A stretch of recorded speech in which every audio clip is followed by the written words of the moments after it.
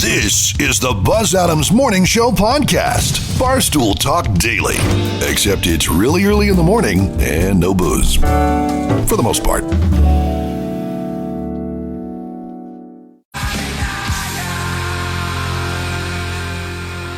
What's the pettiest thing you've ever done after a breakup? I sold my ex-husband's prized Camaro to one of his friends and kept the money. Not much of a friend. That sounds illegal. All of these answers have me questioning so much. A lot of people sleeping with, I slept with their mother, I slept with their cousins, I slept with their coworkers. There's so many of those. I dated her sister to get back at her. Oh my said, God. Like, I slept with all her cousins, and then I showed up to Easter with her half sister. Here's one of the most. Isn't that crazy? Here's one of the most, I guess, to me it seems pretty subtle, but maybe it's a real bad burn if you're into that. Rusty says, deleted her Miiverse on my Nintendo Wii. Oh, man, that's gonna hurt, man. I can't log in. Made her listen to Nico. Yeah, good meme there. Will says, I became successful.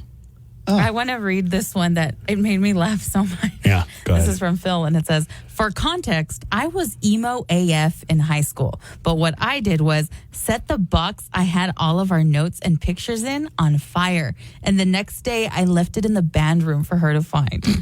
That also got me suspended for a day. Oh, no. That's petty. Put jalapeno juice into her contact lens case. That's illegal. Wait. But then he says, thought about it, but nah. So he thought about doing it. Heidi says, sold the cabinets and kitchen sink. I left anchovies in the new guy's shoe. Oh, man. How'd you meet the new guy and have access to his shoes? You probably caught the new guy. Yeah. I don't know. It never would cross my mind. First of all, I kind of believe in karma. So it would never cross my mind. A little bit. But if I were going to do anything in revenge, I don't think it would be against the other party. You know what I mean? Mm-hmm. It's like on Cheaters back in the day. They'd be surveilling this boyfriend and his side action, and when they finally confronted him, the girl who'd been seeing all this goes right after the other woman. Uh-huh. Yeah. She doesn't even know. She doesn't even know if the other woman knows about her. Right. But they would just go at it like a couple of feral cats. Meow. Oh, man. Somebody just put upper decker. Yeah. I did see the upper decker. Do you know what an upper decker is? I always thought of it as a myth. Like, who's ever going to actually do that? Somebody's probably done it. Yeah, for sure, right. Also, but you have to balance yourself on top of the water. Well, it's like you gotta be ready to go in that instance, Yeah, you can't get up there and lollygag it. Yeah, you gotta. There's no sitting around waiting. Yeah, don't take the newspaper in there if you're going to leave somebody an upper decker. How many people right now are like, what is this upper decker of which they speak? This is petty. Whoever wrote that, they said, I took the plate from the microwave. That reminds me. The spinning tray from the microwave. The glass spinning tray that fits in the little notches. Evil. That is evil. Hold on. It led to 5 replies. Oh, dang. That's brutal. A lot of laughing emojis on that. You are pure evil. Yeah. It was awesome. Was this a guy? Maybe it is. Took the plate from the microwave. Now it makes a difference. Yeah, that's a guy. Oh. If you balance a plate well enough, it will still heat the food.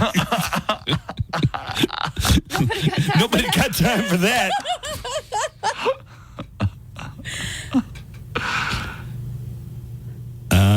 Let's see.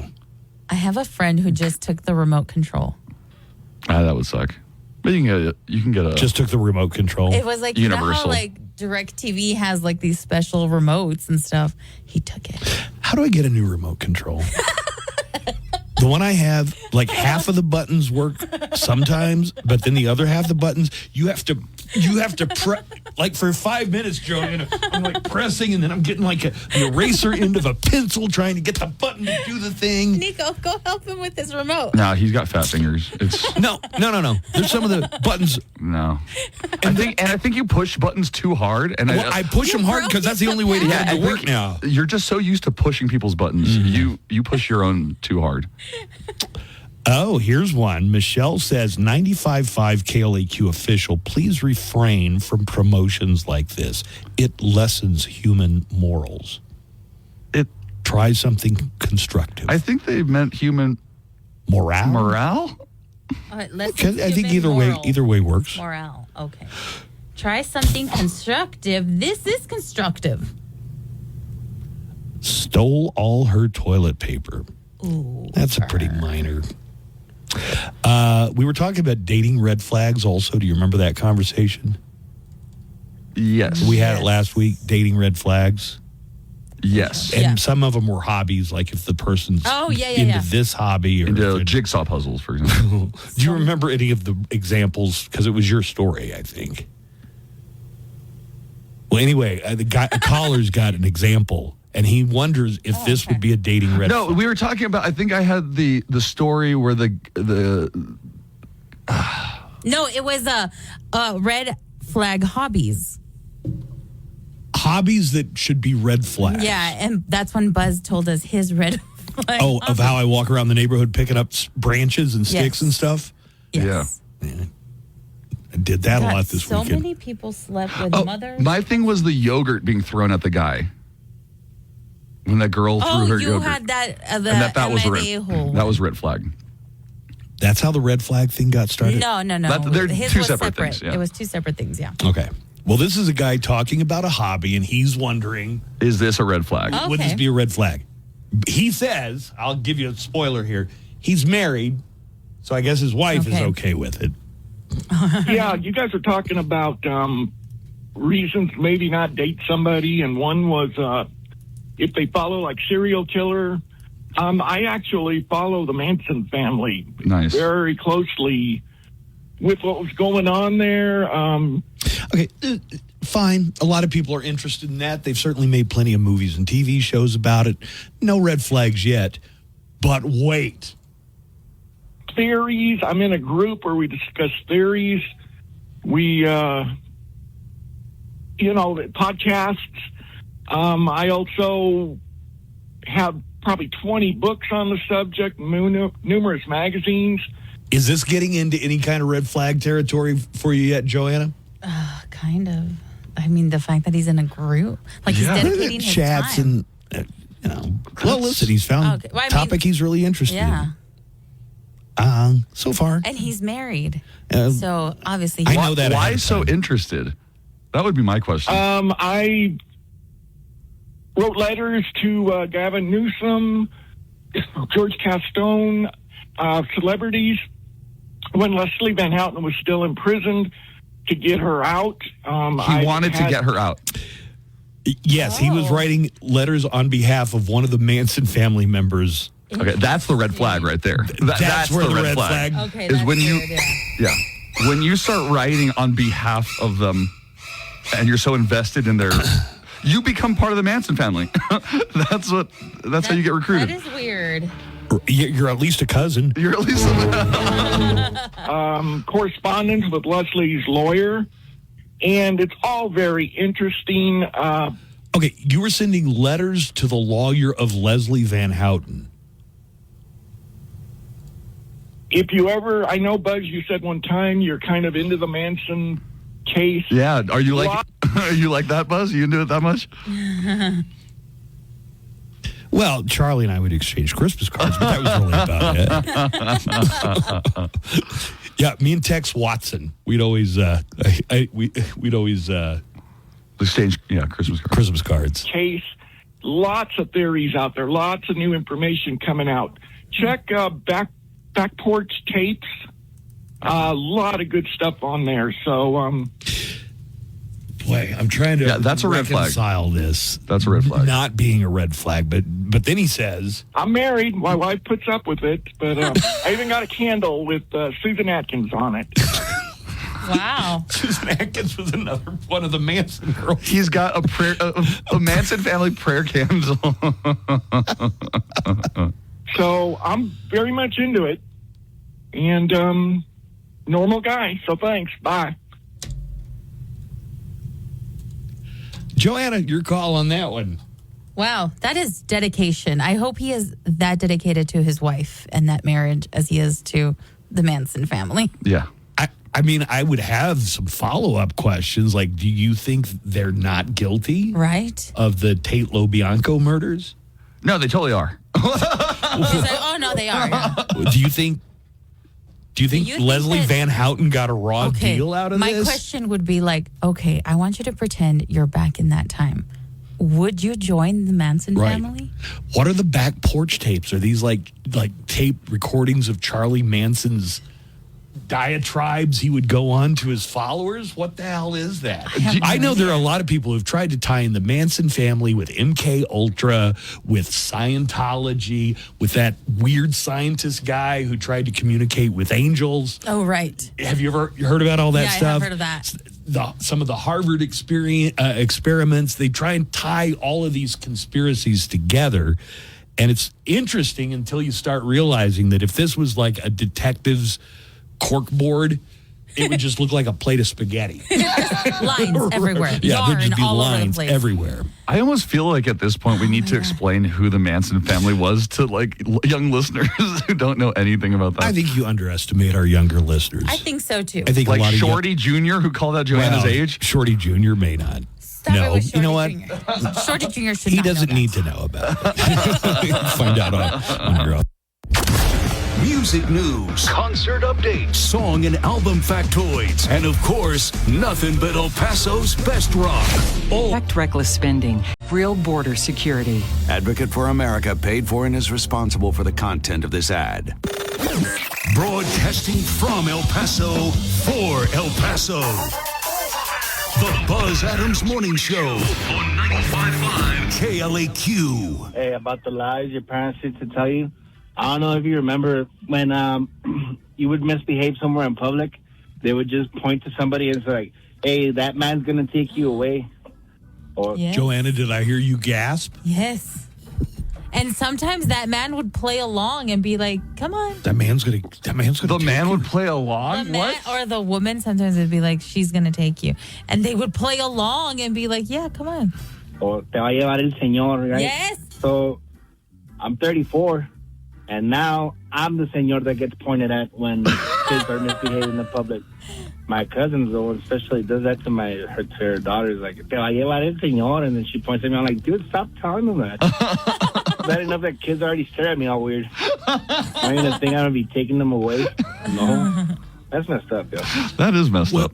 So messed up. I've never heard of this. Oh, yeah. So when I was younger, my mom would say if I didn't stop crying, there would be some woman named Lorona, and she would come and take me away to the river.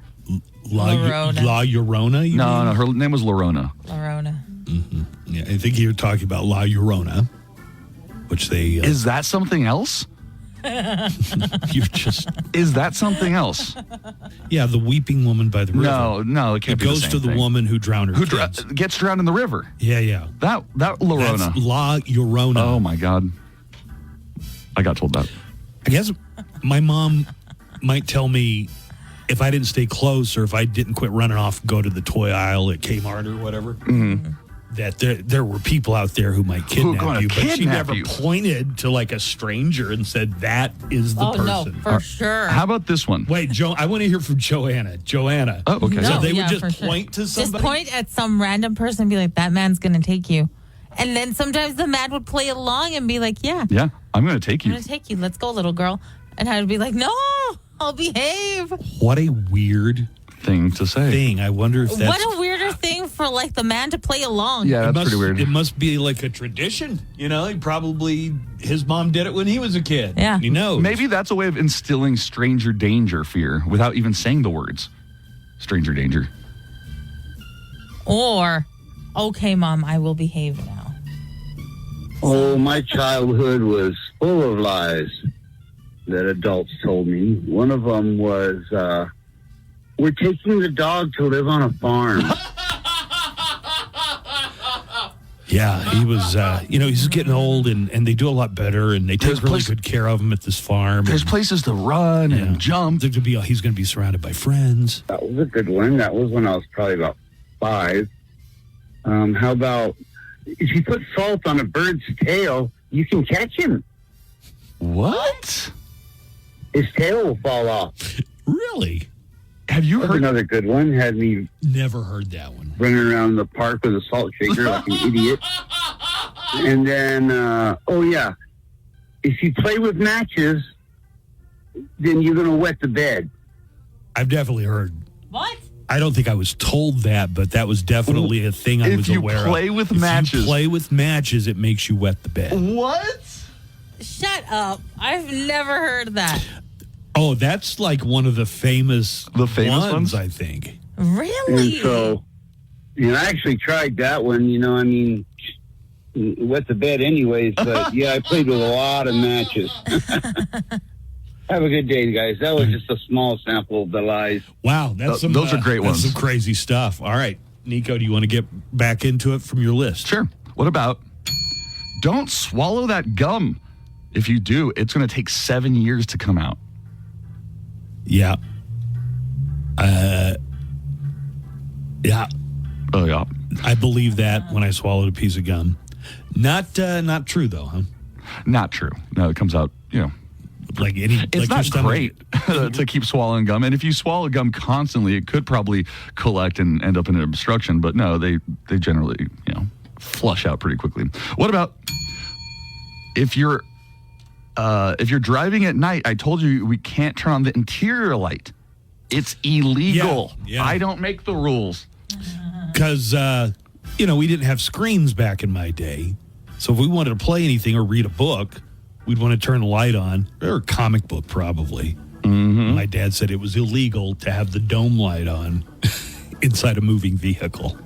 What about, hey, if you keep cracking those knuckles, you're going to get arthritis. Yeah. I heard that one from my mom many times. Do you still crack your knuckles? See, but I don't know that she was lying. I think she might have believed it. Right. This is an untruth. Right. It turned out not to be true. What about... Well, hold on. When I was younger, my dad said, he came into my room and said, he said, son, if you don't stop masturbating, you're going to go blind. I said, Dad, I'm over here. I cracked my dad. That's a good one. That is a good one. Appreciate that. What about... Hey, good morning, show. Yeah, definitely Mexican families would use fear, to control their kids. Yeah, I got told all the time that, that man's going to take you away if you don't behave. Mm-hmm. The kukui is going to come get you and all that. Yeah, but I don't know why. It's a Mexican thing, I guess. Have a good morning. Well, I was trying to ask in a roundabout way, is this a cultural thing? In roundabout ways. Yeah. Is this culture-based? Your mom never told you, hey, if you don't behave, that man's going to take you. Yeah, no. Yeah, I mean, she definitely made me worry about strangers that they'll grab you and take kids away. And, I think everybody tells their kids that. But that was more about being alone. Like, hey, don't wander off too far. Not specifically pointing somebody out and saying that man over if you there. Don't behave or if you don't stop crying, that man is going to steal you. Now that is pretty terrifying. That's psychological, that's like warfare in the mind. What about if you keep those eyes crossed, they're going to stay that way. Stay that way. If I ever crossed my eyes, it was just like a one, the gag's over, you cross your eyes. How often do you... Hey, you do cross your eyes pretty good. Do I? Yeah, you do too. All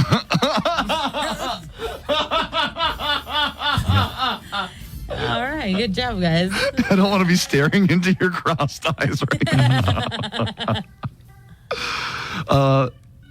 So somebody in one of the comments I was reading about this said, don't tell my, listen, the interior light is illegal. Don't tell my kids any differently. And this was a millennial who got told the same thing. So I guess these lies are perpetuated by once you grow up and you have kids of your own, it's just easier to tell them the lie. What would be the danger of having the dome light on? I don't. Why would that? Why would anybody? Do we know the answer? Well, what happened? Today, it makes me more obvious to the police. That's all I think about. You just draw attention. Yeah, I'm just drawing unwanted attention. Got it. Who was driving that car? Yeah, all police attention is something I don't want. Hey guys, good morning. I don't know if anyone said it yet, but having your mom tell you not to shower while it's thundering because you can get electrocuted. Yeah. Or not to look at a dog when they're peeing or pooping because it'll give you a sty. Have a good day, you guys. It'll give you a what? A sty in your eye. If you look at a dog when it's pooping. I just told my nephew that this weekend. I was like, no, don't look at the dog. It's pooping. How about the one about if it's thundering and you're in the shower? All the time.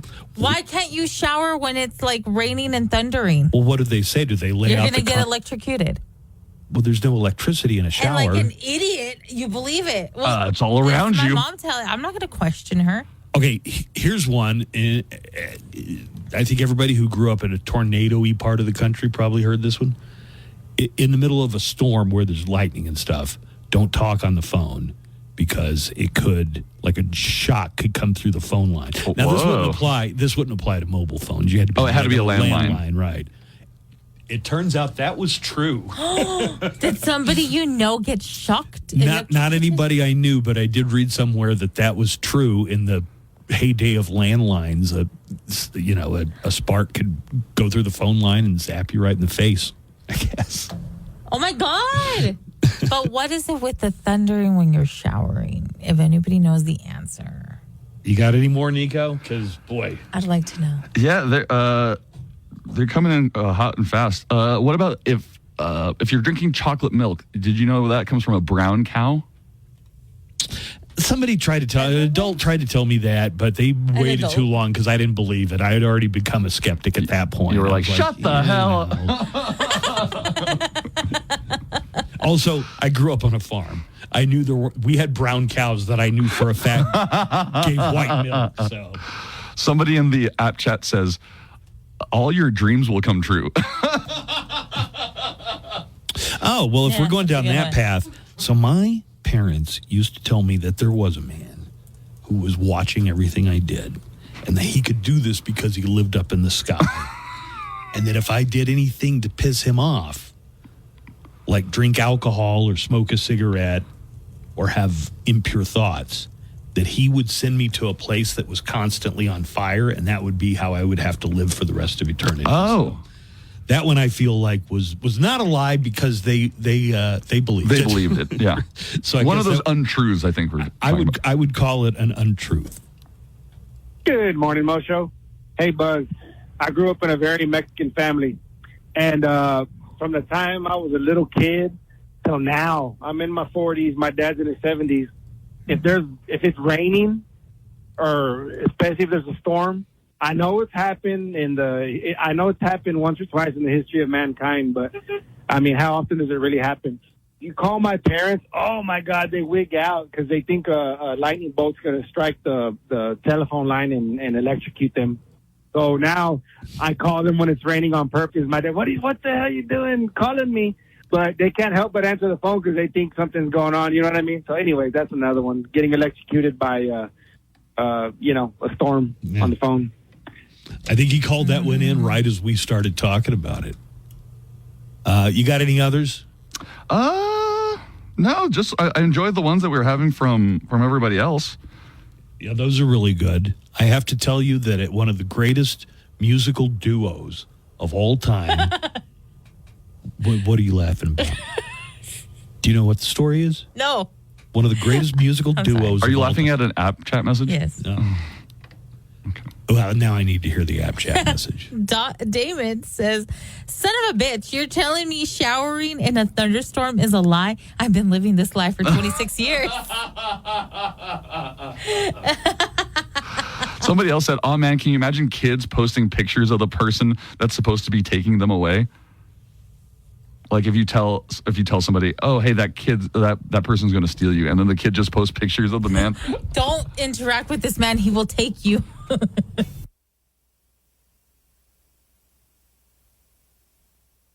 Coming up after the Buzz Adams Morning Show, Glenn Garza and Daniel Paulus. Dollars in compensation are Glasheen, Valles, and Enderman. We win, and we win big. Visit us at gvilaw.com. Live from the KLAQ studios, the Buzz Adams Morning Show. Courtesy of Glasheen, Valles, and Enderman personal injury lawyers. At gvilaw.com. Hot Cheetos. Okay, so a chef recently went viral on Instagram because, as we all know, El Pasoans love hot Cheetos, right? Oh, for sure. And the worst thing... Even our monkeys love hot Cheetos. Yeah, right? Excuse me, they were regular hot Cheetos. I mean, regular Cheetos, not hot right, Cheetos. They were regular Cheetos. That was a very important thing that she wanted us to know about it. I think that came out in the trial. So the worst thing to happen when you get a bag of hot Cheetos is if there's not any seasoning on it. God, I hate that. Right? What? You know how like sometimes you get Doritos or Cheetos and you're just like, there's not enough seasoning on these. I hate when I get a bag of hot It's like Cheetos a that hardly naked has Cheeto. any seasoning on it. Yeah. So a chef went viral for spending hundreds of dollars to figure out how to find the bag with the perfect amount of seasoning. Without opening the bag? Without opening the bag. Are we talking about like a full-size family bag, or are we talking about one of those little individual ones like your mom used to put in your lunch? Well, he says the ones that are going to be the best are the smaller bags. Yes. And I agree with that. Yes, I agree with that. sure. The ones with the most small, the single serving bags are much more uniformly. I don't know why it is, Yes, but they I are. agree. Yeah, right. But the thing is, if you get those like at the grocery store, you got to buy a sampler pack, and there's always like one that you don't care for. There's always like a Funyuns in there or something. Actually, I like Funyuns. You know what I'm talking? Like the big box that has a variety pack. The variety pack. Oh yeah. I've actually I gotten see to what where I you're like all of them. I was going to say Even the chili flavored Fritos. Except if it's just plain Lay's. Nah, I'm not going to do the plain Lay's. So he says he found out the way to do it, and really it's by location to him. He reports that carnicerias have the best Yes. flaming hot Cheetos. They really do. Or any Okay, I thought I was always crazy for this, but any Mexican grocery store or meat market carry better quality flaming hot Cheetos than non-Mexican chain stores. He did this by going around to all these different venues and locations. He also claimed that Home Depot has really good hot Cheetos. Home Depot. Which I thought was kind of Try that. They have food. It must be in the checkout lane. in or the something, checkout lane, right? probably, right. Just like snacks, probably. It's the way that I found out that Cabela's has much cheaper beef jerky. Do they? For some reason, you'll pay like $16, $17 for a bag of beef jerky. Yeah, At beef Cabela's, jerky. like $9. Wow, that is a lot snap. cheaper. That's a good steal. Now, users in the TikTok video commented that they have some of their own ways of figuring things out. One person claimed, "Me and my sister noticed the more wrinkled the bag, the better they are." Okay. I'm not sure. We're going to have to test that. But it seems like everybody agreed that they were all saying Mexican markets always have the better bags. The carniceria down my street has real good hot Cheetos. Well, wait, you're talking about mass-produced, mass-packaged Who knows hot Cheetos. why they come from different places? Also, maybe they add a little more, but it's like this is a Mexican grocery store. Yeah, put extra spice. yeah, they like that. Yeah. They like that a lot, yeah. Apparently, you can also add the powder that flavors Flamin' Hot Cheeto mac and cheese to existing bags of Flamin' Hot Cheetos. Holy crap. I had never thought of that. Has your life just been changed? Yes. See, Buzz wasn't sure how important Hot Cheetos were to the community. I had no This idea it may was this sound weird, important. but yesterday I had some hot Cheetos and maybe I just didn't wash my hands right, but because they were from a carniceria, my hands are still a little... Still a little red? Yeah. Too bad KFC's already got finger looking good. Yeah, that's true. Also, and I have my Am I the A-hole? That was great.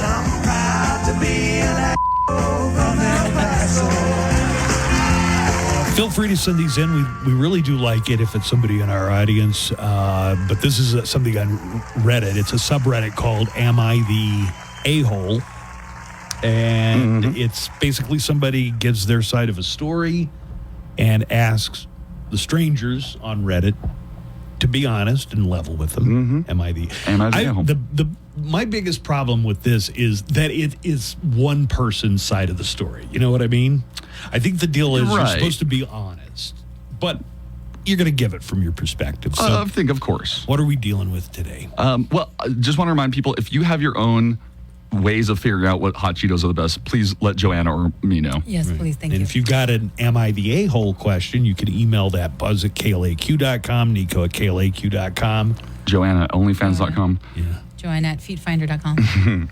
All right, so this Am I the A-hole is titled, Am I the A-hole for telling my daughter that I won't be paying for anything related to her quinceañera? Oh, snap. Right? Thought this would hit home. All right, so me and my ex have 4 kids. I'm 42 years old, so is my wife. And our 4 kids are 21, 20, 19, and a 14-year-old daughter. We got divorced back in 2015 because of her infidelity and did not end in good terms. She's always tried to put an image of herself as well put, but in reality, she relies on a man who she doesn't even love and only wants for money. Wait, is he talking about himself or the new guy? He's talking about his wife, his Yeah. ex. Yeah. We got divorced. He's Yeah, talking you- about she. She's her, the cheater. her. God. He's talking about his ex, bro. Where are you lost? Why are you lost? Where do we leave What did he behind? say about his ex? Okay. That she's a gold digger, Yeah, basically. thank you. She has always tried. Okay, I'll just start over. So me and my ex-wife have 4 kids, 21, 20, 19, and a 14-year-old daughter.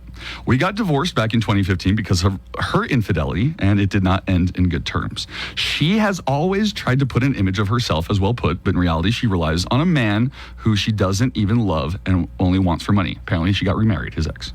Our youngest recently told us that she wanted to throw a party for her 15th birthday. My ex started looking into venues without telling me. And after she found one she liked, she called me to say I had to put money in to pay for it. I obviously told her no because I had never agreed to it. And me and my current wife were already planning to throw my daughter a separate quinceañera, which did not include my ex. I suggested that my ex throw another separate party for our daughter to celebrate on their own with their side of the family. But she got mad and berated me for being a horrible father and not providing for our child. Now my daughter is mad at me for not paying for her mom's venue, and she won't speak to me. The last thing my daughter said was that she didn't want the stupid party and that me and my wife were going to do. So I'm really confused and a bit upset about the fact that they're mad at me for something I never consented to. Am I the a-hole? Wow. A lot to unpack Did there. somebody write this in for you? From here in El Paso? It could have been, right? Yeah. So he was already planning on throwing her a party. Planning on it. Maybe he only decided that after he found out that the ex was throwing one. Oh, I'm going to throw my own. Only you would do that on the off chance of that. You don't know. Like I say, you only hear one person's Actually, yeah, side of the Buzz story. isn't wrong. He could just be saying that. Could be just saying that, but let's take the Am I the a-hole at face value right now. You have to assume that the person writing it is 100% honest with no slant, and the wife is a cheating whore. According to him. According to him. I'm not sure that plays into this whatsoever, but I feel like if he wouldn't have felt the need to mention that if it wasn't. Well, they didn't end on chest. good terms, he said. He could have left it at that. Like, we just didn't end on good terms, but we have a daughter. But isn't that even more of a reason why there should be separate parties? Yeah, for sure. If they have such a bad But toxic all he relationship. had to say was, we didn't end on good terms, so we got divorced. He didn't have to go into the whole, she's a gold digger. Sure, obviously it's a sore spot. Nobody needed that to guys, tell him you're that he's focusing being on the the wrong a-hole. part. It doesn't help. That doesn't help I think determine. it kind of does help and kind of factors into it. How? Because why does he feel the need to bring that up? Because they didn't have a good relationship. And He's trying to win over the he's people trying to to his tell us, side. like, no, he's trying to say the reason for us having a separate party was because me and my ex are not close and we don't do co-parenting like that. Well, he didn't also have to put, like, she doesn't even love this guy she's with. She's just after money. Again, obviously, like I'm saying, it's apparently a sore spot, but I don't think that's going to I don't determine. know. I just really don't. I don't trust this guy to be 100% on what he's saying here. Okay, Then back to the thing. that defeats the premise of doing Am I the A-hole? Well, then back to the lecture at hand here. He said he was already going to be throwing her a separate party. He's like, I was going to be throwing a party for my daughter's quinceañera. Okay. I thought my wife was going to do that with their family. Like, I think if my ex said, hey, we're planning a big party and your part of it's going to be $5,000, I would say, oh, I'm already planning my own party. You would say that, but quinceañeras are known for being expensive in general. Yeah. Right? Yeah, I guess so. I've never been to one. You've never been to one? Mm-mm. In 30 years of living here? Buzz, honey. Oh, yeah. No, Buzz wouldn't like that. It's for the kids, right? Okay. It's for the family. Back to this. Is there a keg usually? Yeah. Yeah, definitely. Several. All right, invite me then. So invite Buzz to a quinceañera. I have a lot of comments on what other people are saying. So Wait, hold on. So then, when did the wife come out and say, oh, we're also throwing her a quinceañera? I guess after she had found the venue and wanted to put a deposit down. What kind of party was he throwing? Like a big old quinceañera too, or just like a party? That's a great question. That's a great question. Because if he wasn't planning on doing as big of a quinceañera, also, people in the comments are saying, you were planning on doing this quinceañera and not invite the mother? It happens. I've seen I know it does happen. And also, but then does that mean 2 quinceañeras? Have you heard about that? Yeah, I have. You have? Yeah. And then they invite both their friends to both? One quinceañera is usually the lesser one. Okay. It's usually just a party, while the other one is usually like the church, the reception, all that. And do friends go to both? And are gifts expected to both? I've given one gift. I was like, I gave you one at the last one. So. But you went to both parties? But I went to both parties. Okay, that helps clear some things up. Yeah, I don't know. I mean, just based on what he's saying, I can't say if he's the a-hole or not. But there's just something I don't. I just want to really say everybody sucks here. You can't say because that. none of them can come together on one agreement for one night to make their daughters. Put your differences aside. This is a fail of co-parenting. Lots of quinceañeras where the parents are divorced, but they suck it up for one night and they join together to make a really awesome quinceañera. I've been sucking it up for 16 years, guys. It can't be done. Yeah, my opinion is that both the man and the wife are a-holes because they didn't have communication about the quinceañera. That's a great point. They should give their own, and they aren't on such good terms if they're fighting over this issue. So each of them should have their own quinceañero, and yeah. Thanks. I think he brings up a great point. You guys should probably be communicating more. You have a daughter in common who's only 14 years old. There are going to be a lot of things you need to collaborate on. Exactly. Are you going to have 2 weddings for her? Are you going to have 2 graduation 2 parties? high school parties? 2 birthing parties? Come on. I mean, she could totally play it up for that. I mean, to get twice the parties. I think there are situations for parents or families like that, but yeah, it's probably for sure. But for something like this, why don't they just, as good parents, come together and say, hey, let's just make one big quinceañera and have at it. Unless it is so toxic that you really do need to have, but then it needs to be communicated. Exactly. It's like you cannot invite your bitch over. But you have to give me who's the a-hole in this. No, everyone sucks. Okay. He's the a-hole because I feel like he could take this opportunity to be the bigger person and say, you know what, you're right, let's do this one big quinceañera instead. Agreed. I agree with Joanna. We'll put our differences aside for one night. He is the a-hole. He is the a-hole. I say she's the a-hole for just putting a deposit down, not asking him for any input on venue, not asking for any. Like, wouldn't you do that? Wouldn't you include the other? I don't know. I'd ask him, are you up to date on your child support? Or is there any reason she feels like you owe extra money? I mean, what's going on with that? That's no reason not to include the person in the... Wait, how does that have anything to do with the planning process? If he's not the a-hole and she's the a-hole, then I would say, like, well, yeah, you're getting child support, right? Right. Where is that money going? But this would also be an opportunity for her to say, hey, let's put our differences aside. We have a daughter. Let's plan something. I found a venue. She loves it already. Let's try that. Is it the mall? No, the mall is where you go take pictures. Yeah. Is that what's going on there? Sometimes I see like a group of people and it's like... Sometimes it's pictures. Sometimes you just want to chill at the mall in your quinceañera dress, all right? Really? I saw girl in a quinceanera dress. I want Orange Julia. Sorry. Yeah.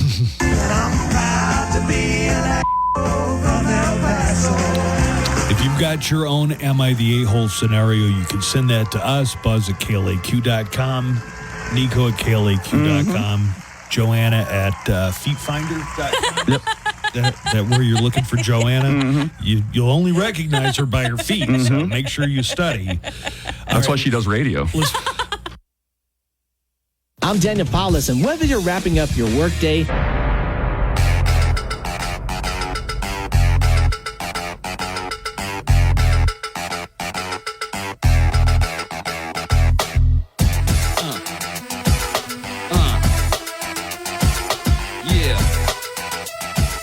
Millennial Mo Show Takeover. Hello, everybody, and welcome to the Buzz Adams Morning Show, the Millennial Takeover edition. Buzz is out of town on vacation in Oklahoma visiting the fam. But you got me, Nico at Jimmy, and Joanna Barba, and Alberto taking care of you. Yo. Good morning. Yo. Good morning, Joanna. Good morning, Nico. Good morning, Alberto. Good morning, Nico Bobico. I actually went to the district yesterday because I thought everybody was going to be there. Oh, yeah. Okay, so you know how the internet went down? Yes. So that didn't allow us to access remote. To connect remotely to stream remotely. So unfortunately, we had to move it back to the station. I was still out there right before the game started, so I got a grilled chicken wrap. It was delicious. They're delicious. They're Them huge. wraps. You mean burritos? Whatever it was. That's what somebody yesterday was telling us. Someone in the app chat was like, those are burritos. Whatever it was, delicioso. Well, let's do a little bit of the weather brought to you by Painted Dunes Golf Course. It is chilly. If you want to put on a jacket, that would probably be a good idea today. It's 60 degrees. Winds are about 9 miles per hour, but gusts could get over 20 miles per hour. The high is going to be about 81. It's going to be cloudy with some scattered thunderstorms and a 30% chance of rain. And then tonight, cloudy skies. We're going to have a low of 61 degrees. Also, tomorrow, similar weather. It's going to be partly cloudy, high of 83, low of 60 with wind about, it's still going to be windy tomorrow. 16 miles per hour with gusts over 25 miles per hour. Then this weekend, things brighten up quite a bit. 78 is going to be your high. Mostly sunny on Saturday and Sunday with the winds a little bit better, about 12 miles per hour. So that might be a good golf day. A bit chilly. Take a sweater, a light sweater. Brought to you by Painted Dunes Golf Course. All right, Joanna. What's up? How do you feel about doing Hollywood Cheesemay? I got it. You want to do this? Let's do it. Yeah. Your Hollywood Cheesemay coming up. Sorry, guys. No problem. I kind of just sprung that on you. All right. We should have told him. Yeah, I should have told you what we were planning on doing. That would have been the adult thing to do. Also, yes. Finally went to Timmy's. Timmy. It was an experience. How was it? Where was it? Which one? I think there are like 3 different locations. The I guess original, the Lomaland one. Okay. Oh, okay. Yeah. And did you have a good old time? I had a great time. I went with some comics to write jokes, and then. Did you watch the UTEP game there? Oh yeah, was there the game going on? There was some sports on TV. I'm not that person, guys. Oh, sorry. The Dodgers were on. I know that. Yeah, they were on. Nice. And then. But UTEP won, though, right? Yes, yeah, they did. So yeah, great. All right. Ooh, UTEP. Go Miners. Then the other comics are younger than me. So one's like 21, one's 23. Young ones. And the other one is 33. And they were like calling me old. And were you like trying to prove I could still hang? Yeah, I definitely can still hang. Like, I used to hang all the time. And they were like, oh, look at these girls. Look at these girls. Like, the bartenders they're really pretty, but they're also not wearing much. They don't leave much to the imagination. So I was like, all right, I bet you whatever you have in your pocket, I can get a number before the end of the night. Did you do your I can get a phone number thing? I did. Did you get a number? Of course. Oh, my goodness. Of course I did. To the bartenders? Yes. They kicked him out right after. No. And they're all like, not allowed back. They now have a picture of Nico up. Do On the not wall. let this man come in. Don't be jealous, guys. It's all And the right. grainy security footage. Don't be jealous. She gave it to me willingly and fully. She's coming to the comedy show tonight. You got one. Yeah, I got one. All right, let's get into your Hollywood Cheesemate with Joanna Barba.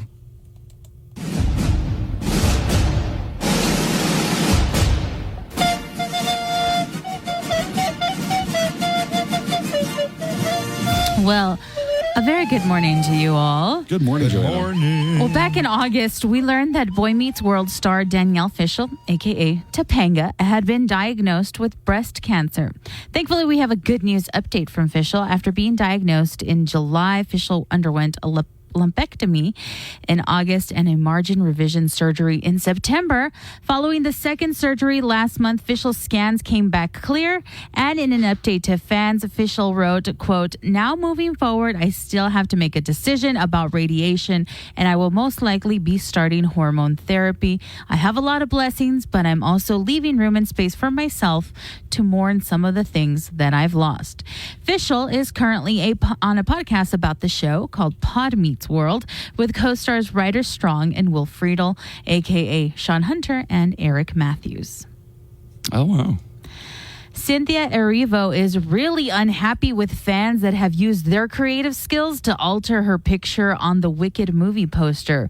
Erivo plays Elphaba in the upcoming film, and the movie poster shows Ariana Grande's Glinda whispering in Elphaba's ear. On the official poster, you can see Erivo's full face and eyes, but in the altered pictures, they are shaded by her witch's hat. Fans have been what they are calling tributing to the original Broadway production's pick by making the new poster look more like that. But Erivo is not happy about it, and on her Instagram stories, she wrote, quote, "This is the wildest, most offensive thing I have seen. None of this is funny. None of it is cute. It degrades me. It degrades us. The original poster is an illustration. I am a real-life human being who chose to look right down the barrel of the camera to you, the viewer, because without words, we communicate with our eyes." To that end, she added, quote, "To edit my face and hide my eyes is to erase me, and that is just deeply hurtful." Erivo and Grande will star in John M. Chu's adaptation of the Tony Whitty musical Wicked, hitting theaters November 22nd. Are you familiar with the actresses? The actresses, yes. So what they're saying is in the original Broadway picture, Right, the that you'll get- poster. the poster, it's an illustration, like a cartoon, and it shades Elphaba's face. And so that's what a lot of the fans are doing to the movie poster, because in the movie poster, she's looking straight at the camera. Okay. And so yes, yeah, I know. Okay, yeah, you're right. I do know the poster you're talking about. It does shade the top Right. of the face. So it just shows like maybe her smile, and the rest is covered up. But in the movie poster, she went a different direction and is looking directly to the camera. So you'll see her eyes and everything. And so fans are editing that. That's interesting. In their own way to kind of pay tribute to the original, the play. But she's saying, no. She's being offended by it. She's a little offended by it, yeah. We'll move over Barbie. There's a new game getting a movie. Barbie was a smash hit at the box office, so naturally companies are rummaging through their toy bins to see what they can turn into a movie now. I would totally watch a Mousetrap movie if it were like a horror game. Yeah. That'd be great. Well, Mattel is apparently moving forward with a new movie based on The Viewmaster. If you don't know what the one that you would click through with pictures. Yes, the one that kind of looks like binoculars, and then you can slide with images to show. It also was featured in a horror movie called Insidious, where they alter it so that they could see like ghosts around the house. That's hilarious. Mattel and Sony are teaming up for what they're calling, quote, a 4-quadrant family adventure. Whatever that means. Yeah. And it'll be live action because, of course. Robbie Brenner, president of Mattel Films, shared in a statement, quote, Viewmaster has inspired generations to embark on boundless adventures, offering a treasure trove of storytelling possibilities for this film. But specific plot details about the movie have not been revealed just yet, probably because they also don't know how they're going to go about it. A killer Viewmaster. Kaboom. That little when you would switch it. Haunts a family from a small rural town in Connecticut. Yes.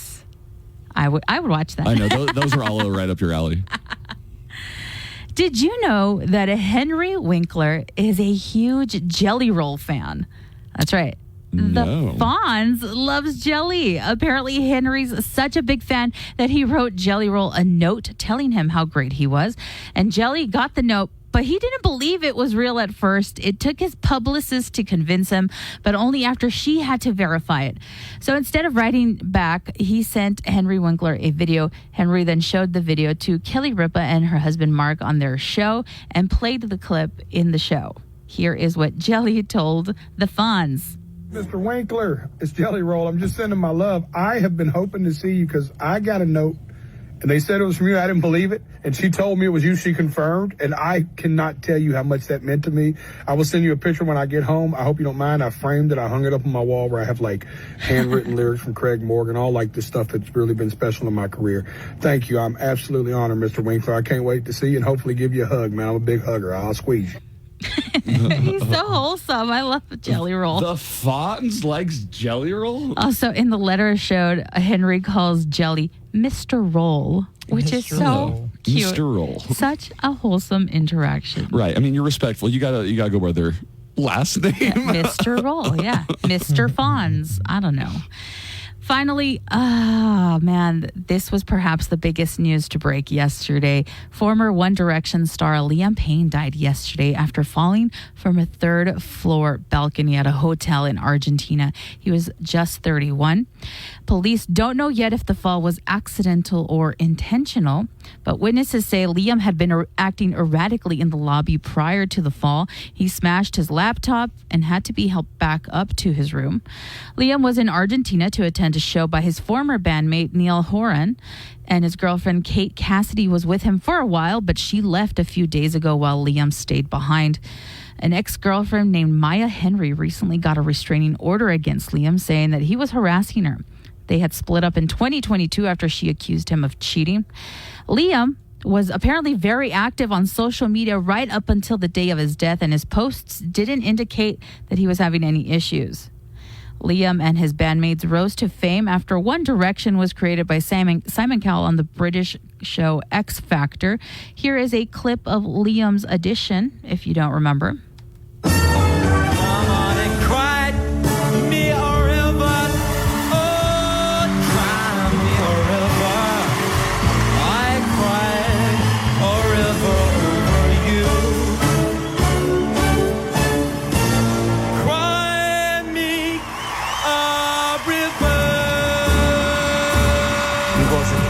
When he came to my house 2 years ago. But I said to him then, come back 2 years' time and you're going to be a different person. I got it right. No responses from any of the bandmates, his former bandmates or Simon Cowell yet, but a lot of other celebrities are paying tribute to him. His latest single, Teardrops, came out earlier this year. He and One Direction split up back in 2016, and he released his first solo EP in 2018. And this is a little bit weird, but only a few days ago, his ex-fiancée Maya Henry was on a podcast saying that Liam always would predict an early death for himself. He would always message me ever since we broke up, like, oh, I'm not well. He would always play with death and be like, well, I'm going to die. I'm not doing well. I know the lifestyle he lives, and there is a day where something bad is going to happen. So I would always be like, okay, he's saying these things. I have to help him, because if I don't, I will never be able to live with myself if something does happen to him. There was one time I tried to get him help. He was like not taking it. And it's just always the same cycle. Like, for example, when I announced my book, he did the same thing. He called my mom, I think I'm not going to be around much longer. Oh my God. That is so sad. He does leave behind a 7-year-old son named Bear with his former girlfriend, singer, and X Factor judge, Cheryl Cole. And with your entertainment news, I'm Joanna Barba. So no, never mind. That's not. What? No. That's too soon. Yeah, it's too soon. This is terrible. You were going to make a joke, right? I was a gonna bad make one, joke. too. Yeah. A bad one. No. Tell me in the break. Yeah. No direction. Oh, man. The way it goes, yeah. The way it goes, yeah. I don't want to laugh. Yeah. Let's end off the segment. I got your late night roundup in case you didn't stay up late. Don't worry, I've got you covered because I've got all the best jokes from all the late night shows that you might have missed last night. A woman was found with a samurai sword in her carry-on bag at LaGuardia Airport. The TSA says, okay, who is still unclear on the rules? I can never remember. Is it laptop in, shoes out, or laptop out? I can bring a samurai sword. You know, the Golden Bachelorette, Joan, the Golden Bachelorette, whittled her suitors down to 4. Is also the number of times each one of the remaining guys gets up to pee in the middle of the night. Researchers recently discovered the first ever adult man with 3 penises. Apparently, they made the discovery after he went to the doctor with severe carpal tunnel syndrome. Find out what's going on. Quirky facts about our region. Urgent things you need to know impacting your drive. And of course, nothing but El Paso's best rock. Williams Store. Retail solutions apply. See store for details. Oh, guess who this is? Buzz Adams and the KLAQ Morning Show. You must be the greatest radio show host ever. Buzz is back.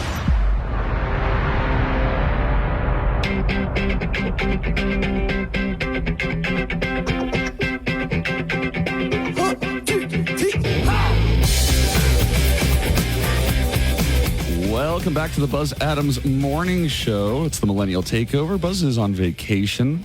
He's going to be back next week, though, so no worries. KLAQ wants to send you to London to see Falling in Reverse, guys. This is a great contest because you can actually be at the OVO Air Arena in Wembley for the December 8th Falling in Reverse concert. You get airfare for 2, a 3-night hotel stay, and $500 in spending cash. It all could be yours. All you got to do is listen for code words to enter on the KLAQ mobile app Monday through Friday. Here are the times.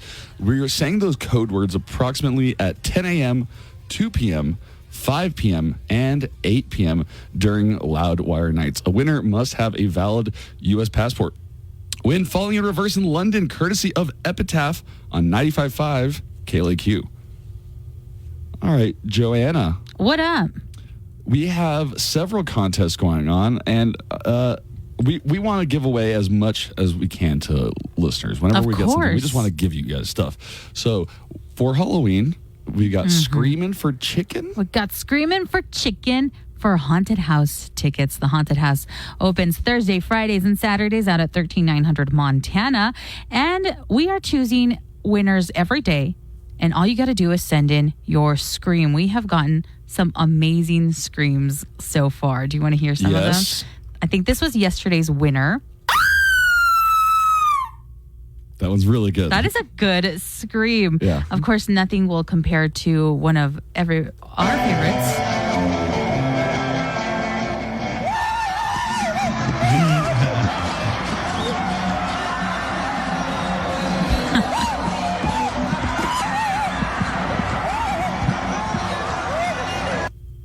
This was Fernie at the rodeo.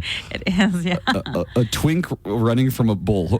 Who would have thought you'd see the day? Yeah. What is that thing called where they're all in one area? It's called rodeo poker. Rodeo poker. Yeah. So all you got to do is send in your scream, and every day we will choose a winner. And then on Friday, we're going to round up our best screams and choose our favorite scream, who will then receive additional tickets to the Haunted House of Terror and 2 box combos from Raising Cane's Chicken Fingers, which I think is a pretty good deal. Listeners can call in or send audio of their best scream through the KLAQ mobile app. All you got to do is tap Submit Media to send in your scream. And if you want to call it into the neckline, we are accepting them there as well. Call in the neckline at 844-805-6325. That's 844-805-NECK. All we want is your scream. All right. Well, let's get to some neckline calls. Don't forget, you can actually leave us a message and let us know your thoughts on whatever we're talking about. What's the number that people can call for the neckline, Joanna? It's going to be 844-805-6325. That's 844-805-NECK. Oh, hey, I just found it on Buzz's computer. The number. The number? Nice. Yeah, it's at the top of his computer. I could have totally been saying it this entire time. Okay. 844-805-6325. That's 844-805-NECK. Nice. Yeah. So yesterday we were talking about Superman, then the new movie that's being made by James Gunn for DC Films. Mm-hmm. And there is a rumor, or I guess actually confirmed now, that James Gunn's going to be introducing or bringing in Crypto, the super dog. Super dog. Superman's dog. I said that this was the type of detail that would really piss Buzz off. I know, nobody tell him. Right. But Tracy has a good point.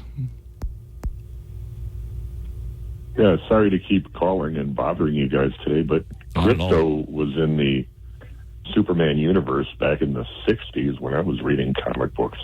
It was stupid then, don't get me wrong, but yes, Crypto has been around for at least 60 years.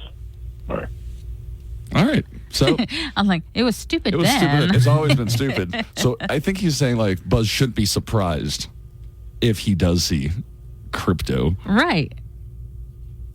Then we were talking about, with Steve Kaplowitz, we're talking about the Dallas Cowboys. Mm-hmm. Maybe how Jerry Jones might need to retire. Oh.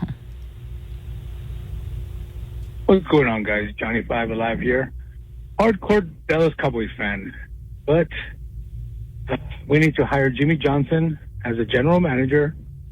And we need to stop going to the games, stop buying all their merchandise. Jerry Jones already got what he wanted. He got rich. So it's time for him to step down from the general manager job and hire Jimmy Johnson. I'm not the only Cowboy fan talking about this, but that's the way I feel. So let's stop supporting Jerry Jones until he starts supporting us. Thank you, guys. Bye. Strike. We're going on strike.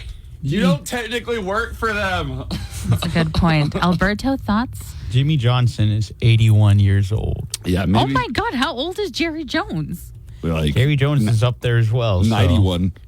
82. So no difference. Still old guys taking the lead. Definitely. Haven't Cowboys fans, though, been saying for years, like, just get rid of Jerry Jones already? Yeah. Like, I think this caller makes a good point of, the dude's already rich. So, yeah. You got what you wanted. Maybe he's a little jaded already and doesn't really care about how the game or how his players are playing. I think he wants the recognition for picking the team that eventually does win, but he doesn't want to let it go from his cold, clammy, dead hands. Oh, my goodness. Joanna. Ooh, spicy on a Thursday. We've also got some really great app chat messages. Yesterday, I don't know why we were talking about McDoubles. Yeah, why did we talk about McDoubles? That was me a lot. Yo, yeah, you were talking about how that's what... Them a lot. I just brought them up a lot. Let's see what people said. Somebody said that McDoubles are amazing. Get yourself 2 McDoubles, add a 6 nuggets, put the nuggets on the bottom bun, add barbecue sauce, and top it with the rest of the McDoubles. And I thought for a moment, am I just being fat, or does that sound amazing? That actually, no, that's a meal. No, That you didn't say sounds that. You didn't say that. I did not say that. But I no. like how you were quick in the change up right now. Yeah, thanks. She was like, am I blazed, or is this sound like a Am delicious... I a little elevated, or did that sound amazing? I'm going to try delicious? Yeah, it does sound delicious. All right. It looks like we just got a call from Oklahoma. Oh, yeah. Is this Buzz? It could be Buzz. This is Buzz. You know, Buzz Adams. I've been listening to the show over here in Oklahoma. Nico, you idiot. Show up to work. Alberto, you idiot. Open your mouth when you talk. Oh, my God. Joanna, you idiot. Watch it. Do more honk sounds. Honk. Honk. I gotta go. Pete Blanchard and me are going down to the creek and have us a mud fight. Yeah. Buzz out. The crick. Nice. Damn, that's a good callback to Pete Blanchard. That was a good Pete Blanchard callback. Honk. I think that was ODG. Nice. Yeah, I think he's the one What's up, Mosho? It's ODG. I was reading the transcript for the show on Spotify. There's some funny misspelled words on it, man. Sometimes it says the Fuzz Adam Show with an F. It said Joanna's Hollywood Cheese Man, like a man made out of cheese. The Hollywood Cheese Man. It said Alberta with an A. Here's my scream. Here's my scream. If I win, give my prize, give my chicken to a homeless person in El Paso. Here goes. Yay! Yay! Screaming for chicken! Screaming for chicken! Yay! Yay! Okay. Oh my God. Okay. Yeah, see, all that effort you did into sounding dumb made you calm. You got to get that lung capacity going before you do the scream. Right, like Joanna does. Deep breath. Yeah, that was very, very interesting. That is funny that the transcript says things. I didn't even know that they did a transcript. I think on Spotify it'll give you. Sometimes it does, sometimes it doesn't. So yeah, like Cheese May, it's just gonna pick it up the way it sounds. Cheese Man. Well, yeah. Hollywood Cheese Man. Oh, people are calling in already. Oh, cool. Nice. Some of our newest neckline calls. Here we go. Hey guys, this is Augustine. Good morning. Hey, don't you love how Cowboy fans are plain and simple idiots? Oh. I love it when they tell Jerry Jones what to do with his money and his team and his career and his life. This guy just crashed. Oh my God. It's like they actually think he cares about them. Idiots. Oh. Sure. What are you, a Raiders fan or? He's a 49ers fan. 49ers fan. I don't know. I wonder. No, this is a different person. Hey guys, it's Dave. I just realized something. That as long as there's Mamones here in El Paso, there's going to be Cowboy fans. And, or... Wait, did you hear what he said? Did he say Mamones? Yeah. Oh, okay. As long as there's Mamones in El Paso. Hey guys, it's Dave. I just realized something. That as long as there's Mamones here in El Paso, there's going to be Cowboy fans. And, or Mexicans that think that they're white, or Republicans are going to be Cowboy fans. Okay. Later. Okay. All right, Dave. We really got to vet these calls. We could have done without that. Also, if you're going to call in and say something about the Cowboys, please end it with what team you go for. Yeah. Just so Let we us know what team so we can, weigh this evenly. Yo, good morning. Friendly Neighborhood Line Kirk here with the follow-up on the why wait an hour and 45. Okay, so why wait an hour and 45? And then on top of that, after you get to the table, have the audacity to ask your server to come check on how much longer your food's going to take until it's Okay. this is the guy. Yeah. I really love this guy. Yeah, this guy's please keep giving calling us, back. like, great etiquette, how to act at a restaurant. Yeah, so this is our family neighborhood line care cook. And I don't know why it's a follow-up, but I guess he's saying that people would wait to order their food for an hour and 45 minutes. I can't do that. I know some people that like, oh, no, I have family members that take forever to go through the menu, and like the waiter or waitress will come back like 3 times. I know. Are you ready? No, we still need more time. You've been looking at it forever. At some point, I'm just like, I'm going to order for you. Yeah. Comes out. Okay, so why wait an hour and 45? And then on top of that, after you get to the table, have the audacity to ask your server to come check on how much longer your food's going to take until it comes out. Like, you obviously waited damn near 2 hours. You're worried about another 20 minutes? Eat the damn chips and salsa that are free while you drink your water because you're too cheap to pay for a damn drink, even though you're about to drop 40 on some enchiladas and whatnot that you can make at home yourself. I think this guy works at a Mexican restaurant. Damn, I don't think I've ever had to wait an hour 45 for food at a Mexican restaurant. He's saying that's how long it took them to order. Oh, to order. Yeah. That's hilarious. Yeah. And then they complained about where their food is and why it's Also, taking so what long. restaurant is this that you have free chips and salsa? Because them bitches aren't free anymore in a lot of places. Really? They will charge you. That just doesn't sound right to the spirit of Mexican food and chips and salsa. Exactly. But please, y'all need to find me these answers. I mean, I've been doing this crap for a long time, and these are questions that I need answers to. He needs so answers please, to. thank you. Y'all have a good one. Back there making your damn enchiladas. I need answers here. Okay, we've got one more neckline called. Oh, somebody has a suggestion for McDoubles and some. Bring in them suggestions. Some McCreations almost. Yes. Hey, from a personal fat man here, the 2 doubles, the chicken nuggets, barbecue sauce, putting that all together, that's just too much ever. That takes too many calories away from what I'm already putting into my body. Okay? So while it sounds delicious, I'm too lazy for that. Adios. Right. If I'm going to McDonald's, it's because I was lazy to begin with. You're right. It does take a bit of craftsmanship to replicate that order that person sent us, but still, like, if you've got the time, I'd say go for it. Mm-hmm. I want a McDouble now. With chicken nuggets. Or a McGriddle. Alberto's always hungry. All right. Have they rolled out here? I know they're saying that the Boo Buckets are coming back. Has anybody gotten a Boo Bucket at McDonald's? Good question. What's a Boo Bucket? It's the buckets that the Happy Meal comes in. They look I got like 6 last year. They look like ghosts or something? They look like a ghost or a pumpkin. I think this year they're going to have different styles, but still a bucket. I want it.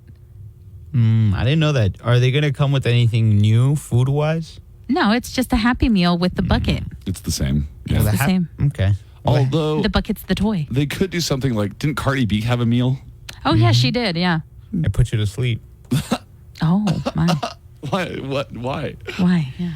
It's got codeine in it? Only real ones are going to know about Also, that. did they roll out yet that Big Mac that's with chicken patties instead?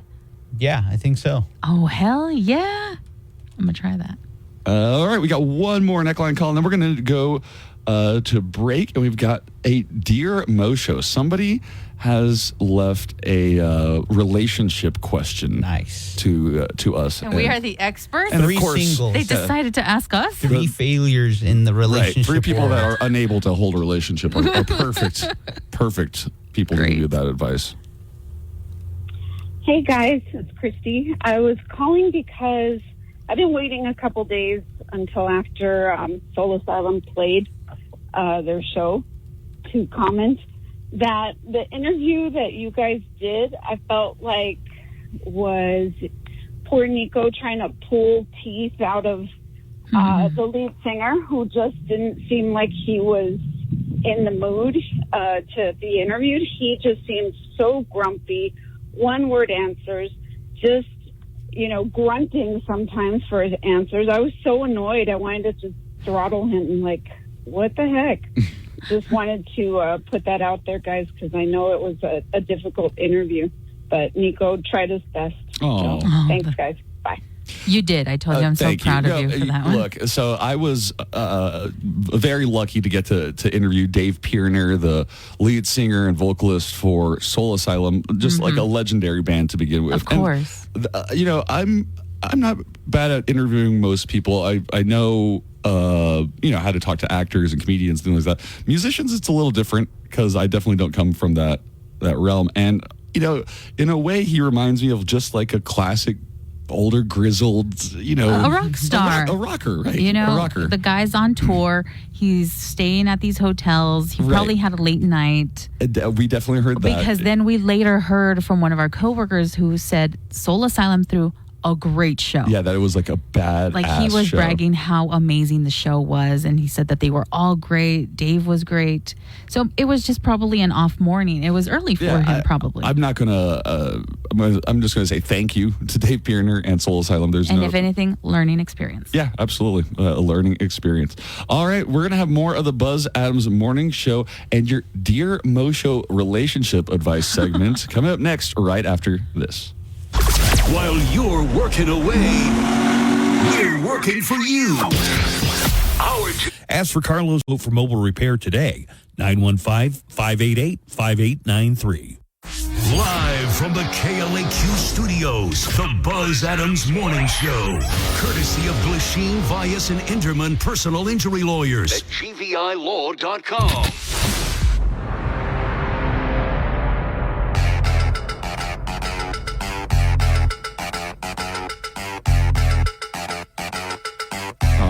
Good morning, everybody. Welcome back to the Buzz Adams Morning Show. We are buzzless for the moment, but he'll be back next week, so no worries there. We've still got a great show lined up for you today and tomorrow. It's Friday already tomorrow. Can you believe it, Joanna? All right. Sorry. We did it. My coffee got in the way. Every day this week, my mom keeps asking. Is it Friday? No, she goes, how's Buzz? Have you heard from Buzz? I'm like, oh, no, I haven't. And then my mom goes, how's Nico doing without Buzz? Like she knows that like we're codependent. Yeah, exactly. Isn't your mom a counselor as well? Yeah. So, does she have any thoughts on our relationship? She has a lot of thoughts. She's like, just get me 5 minutes with them. I can fix him. She's like, we can get to the root cause of this problem. We have a good relationship. But she's like, how's Nico doing without Buzz? It's been tough. Not gonna lie. I had to call him yesterday during the show. I know, he sounded so annoyed, and we just wanted to say hi. We just wanted to say it's a lot harder than it looks, right? I know, that's all he could tell us. Yeah, it is a lot harder. It was hard. Well, we have a lot of things to talk about today. Breaking news: the Israeli Defense Forces are saying they may have just killed the leader of Hamas. That's a big one. That's a big one. So that is going to be breaking news. We're going to hear a lot about that. That's a big get. So we're gonna get into the news in just a little bit. Right. Before then, though, I want to talk about relationships. We have a Dear Mo show. And anybody out there, if you want 3 single people's opinions on relationships, please let us know your situation. And, maybe we can help. Yeah, and maybe our lack of experience is just what you need. That perspective that you really need, you know? Exactly. Oh, God. So here is a Dear Mo show. I, a 43-year-old female, just had sex for the first time. Wow. How do I tell my husband that I want to end our marriage? Oh, no. Not one of these. It's too much. So, what do you mean? What do you mean one of these? I know. I thought we were just going to go with a relationship. This is a full-blown marriage. Hey, it's relationship advice. They said, when can I end this? How a relationship. I want to hear more. Tell me more, Nico. Now I have blood on my hands. I have suffered from what my church terms same-sex attraction my whole life. My husband has been my best friend for 30 years, married for 25. He himself has been asexual since a long time, as long as I can remember. Our relationship has been one of absolute love, cuddling but celibate best friends. Okay. And while unusual, it's been satisfying and it's worked for us. That's nice. This weekend, I attended my 25th high school reunion. And about 4 hours from where we live, I stayed with Eve, my best female friend from back in the day. I'm not going to go into the details here. Frankly, I haven't even processed it all.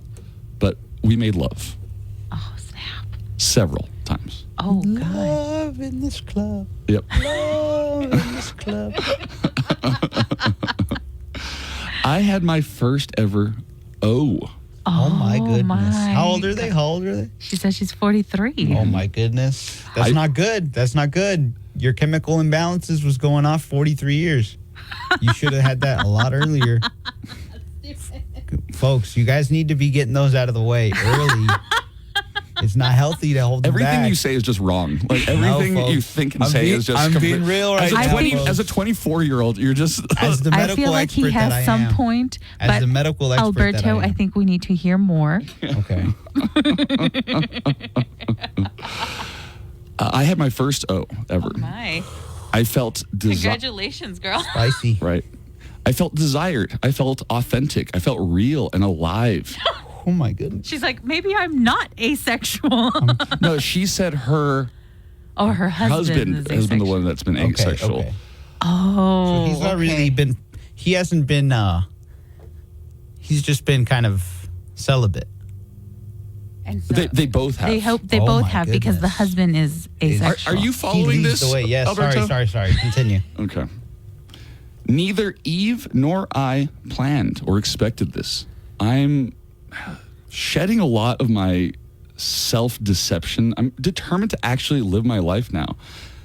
But I'm also ready to lose some friends and family. Oh, my goodness. And be unwelcome at my church. But the thing is, my best friend / husband / confidant is totally innocent in all of this. And for 2 days, I haven't slept much. And he's sensing something is weighing heavily on my heart. How on earth do I ask to just switch him to best friend from husband?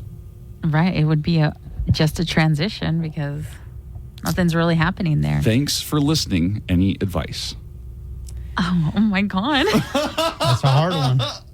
Yeah, hard one. give us your expert opinion, Joanna, on that one. I don't know, girl. I mean, you mean to tell me this whole time you've never tried to give yourself an That's orgasm? I guess not. That is That that's a even red- like had the urge to do it? Or? To what is it? Wax the weasel? What do you do? Something. What do girls do? something. DJ. Yeah, the DJ, right? Worker. That would be a DJ. I don't know. I mean, She found a new will to something to live for. Now she's like, oh my God. It's like how they always interpret orgasms in like movies, like, oh, flowers blooming and the sun Right. rising. She has a new outlook on life now. She sounds like a different person after this. It would be too, girl. After 43 years? I don't think you can go back. No, I you don't think- can't. Okay. I think once you've taken this step into your personality, like yourself, You definitely need to have a conversation with your husband. right? And if he is your best friend, wouldn't he He understand? would be understanding, I think. Wouldn't he be like, "Oh, honey, I know," But she wants to leave him, not even open up the marriage. No, they're not. She just says transition from husband to friend. Right. And she knows that it's going to cause consequences with like her family members, the church. The church sounds like she's religious. Maybe he's religious too. Maybe. And I mean, when you're blindsided a little, like, oh, I made love to a woman, and your husband's like, what? So definitely have a sit down conversation with your husband and be like, here's what's happening with me. I think the church really it clouds this up because it sounds like it plays a really big role. That's a Like good kind point. of really reread how she states that she is been into women, and it's really like a lot of that. And she's religious kind of guilt. just like religious guilt is pushed behind that it. down. Yeah, absolutely. So she's allowed herself to remain in a marriage with no physical contact.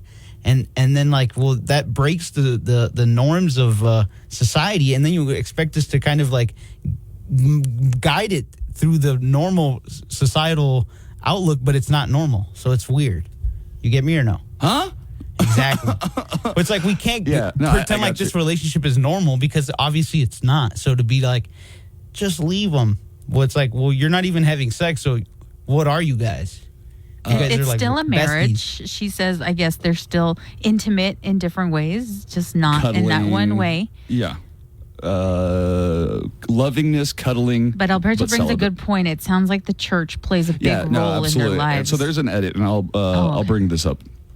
She says, yes, our marriage was very much to avoid the overwhelming stigma in our faith that goes with staying single, wanting to be child-free, being gay, etc. We both had and do have great affection for each other, but we're not self-aware enough to figure that the social pressure was the reason for our young marriage, and to be honest about it to one another. We've been comfortable about us in an open and honest way. We joke that we're like secret agents with our own cover story. Sounds like he may be gay too. Okay, so then he's gay. Wow, then they should just remain together. She says, no, my husband isn't gay. Okay. He's funny, always helping others. The real deal. He's just completely asexual. And about a 9 out of 10 non-romantic person. Okay, that happens. People can be like that. She says, I've prayed every day since I was a teen for God to take away my same-sex attraction. Oh, no, honey. And then would pray for forgiveness for being angry at God that it didn't happen. Oh, God. Wait, read that again? I was taking a call. Wait, what was he doing?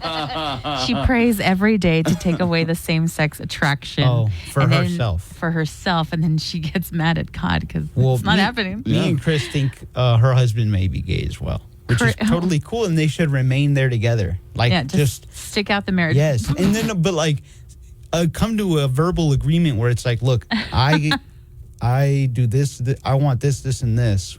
Because I'm sure they could come to some sort of agreement Okay. if she sits down and talks with him. Our listeners, you guys have some of the worst Did you see the one advice. from Chris? Yeah. Wow, Okay. sorry, guys. You guys have some of the worst advice in the world. Edgar says, I bet a chili relleno burrito, she ends up being a porn star. Oh, my goodness. I like Chris's message. Chris, the 43-year-old girl should bring the other girl, Eve, into the marriage, and I'm sure the dude would be cool with it. I'm sure, too. And Kevin says, listen, bro, if you don't please your wife, some other woman will come in. I don't feel sorry for the husband. God even says in the Bible sexual activity should only be within a husband and wife, and he's not even doing that. Okay. So, that's a good point. Yeah. If they're very, religious. If you're that religious, you're not doing the one thing. You're not doing the thing God wants you to do. Yeah. You know what, girl? You are in a new stage of your life. You can't go back. There's no going back from that. You found love, you found feeling in life, and I think you're just going to have to make it work. As much as the sacrifice, as the struggle might be with family. And It looks like she's ready to accept the consequences, too. You're 43. She's 43, but she says, like, she's ready for that backlash from her church, from her family and What friends. else you got? So, I mean, have a conversation with your husband and be like, this isn't really working out anymore. This isn't really working out. All right. Also, I have a lady friend that I want to introduce you to. Do you have one? This is my close friend, Eve. Oh, no, her. Oh, yeah. I thought you were talking about one of your... You don't hang out with lesbians. You Not just hang- really, Yeah, no. you just hang out with the gays. The gay men. Yeah. All right. Well, we all have a pact with each other. we all say she should move on with her life? Yeah, Okay. start your whole new life with your lady. All right. Well, we have news coming up. The Israeli Defense Forces saying that the leader of Hamas, Sinwar, his last name is Sinwar, might be dead. So I'll have the details next coming up in news. Hey, it's Chuck, your host for Loudwire Nights. Tonight at 7, we will rock the borderland with the best rock ever made and the best rock being made. Special guests, birthday and anniversary celebrations, and every night at 10. Very next day. Help even if you have bad credit. Go to 27cash.com. 27cash.com. The Buzz Adams Morning Show, Monday through Friday, 5 to 10. KLAQ and KLAQ HD1, El Paso, a Town Square media station.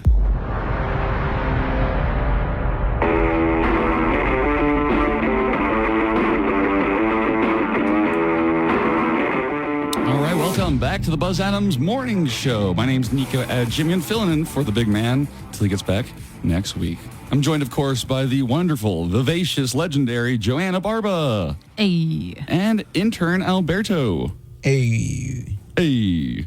It kind of reminded me of the Fonz from the Jelly Roll clip that you did.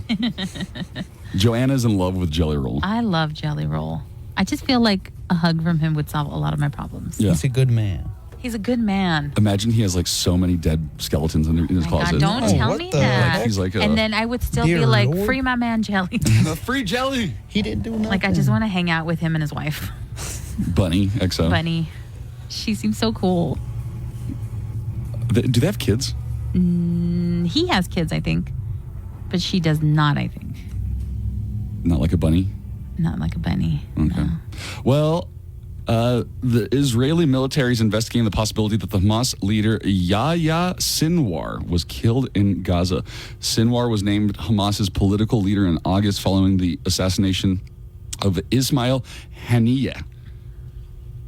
Sinwar was declared... no, he has not been declared dead yet, but sources are saying that there is a high probability that he is already dead. In a joint statement, the Israeli Defense Force and Israeli security agency Shin Bet officials were investigating whether 3 militants that were killed in a recent operation, if one of them was Sinwar. All right, let's get into your news for today. We're going to get into the news? Yeah, let's do it. Okay, let's do it. Oh, sorry, folks. We're still playing music over here. We're doing great. It's 2-minute songs. Bum, bum.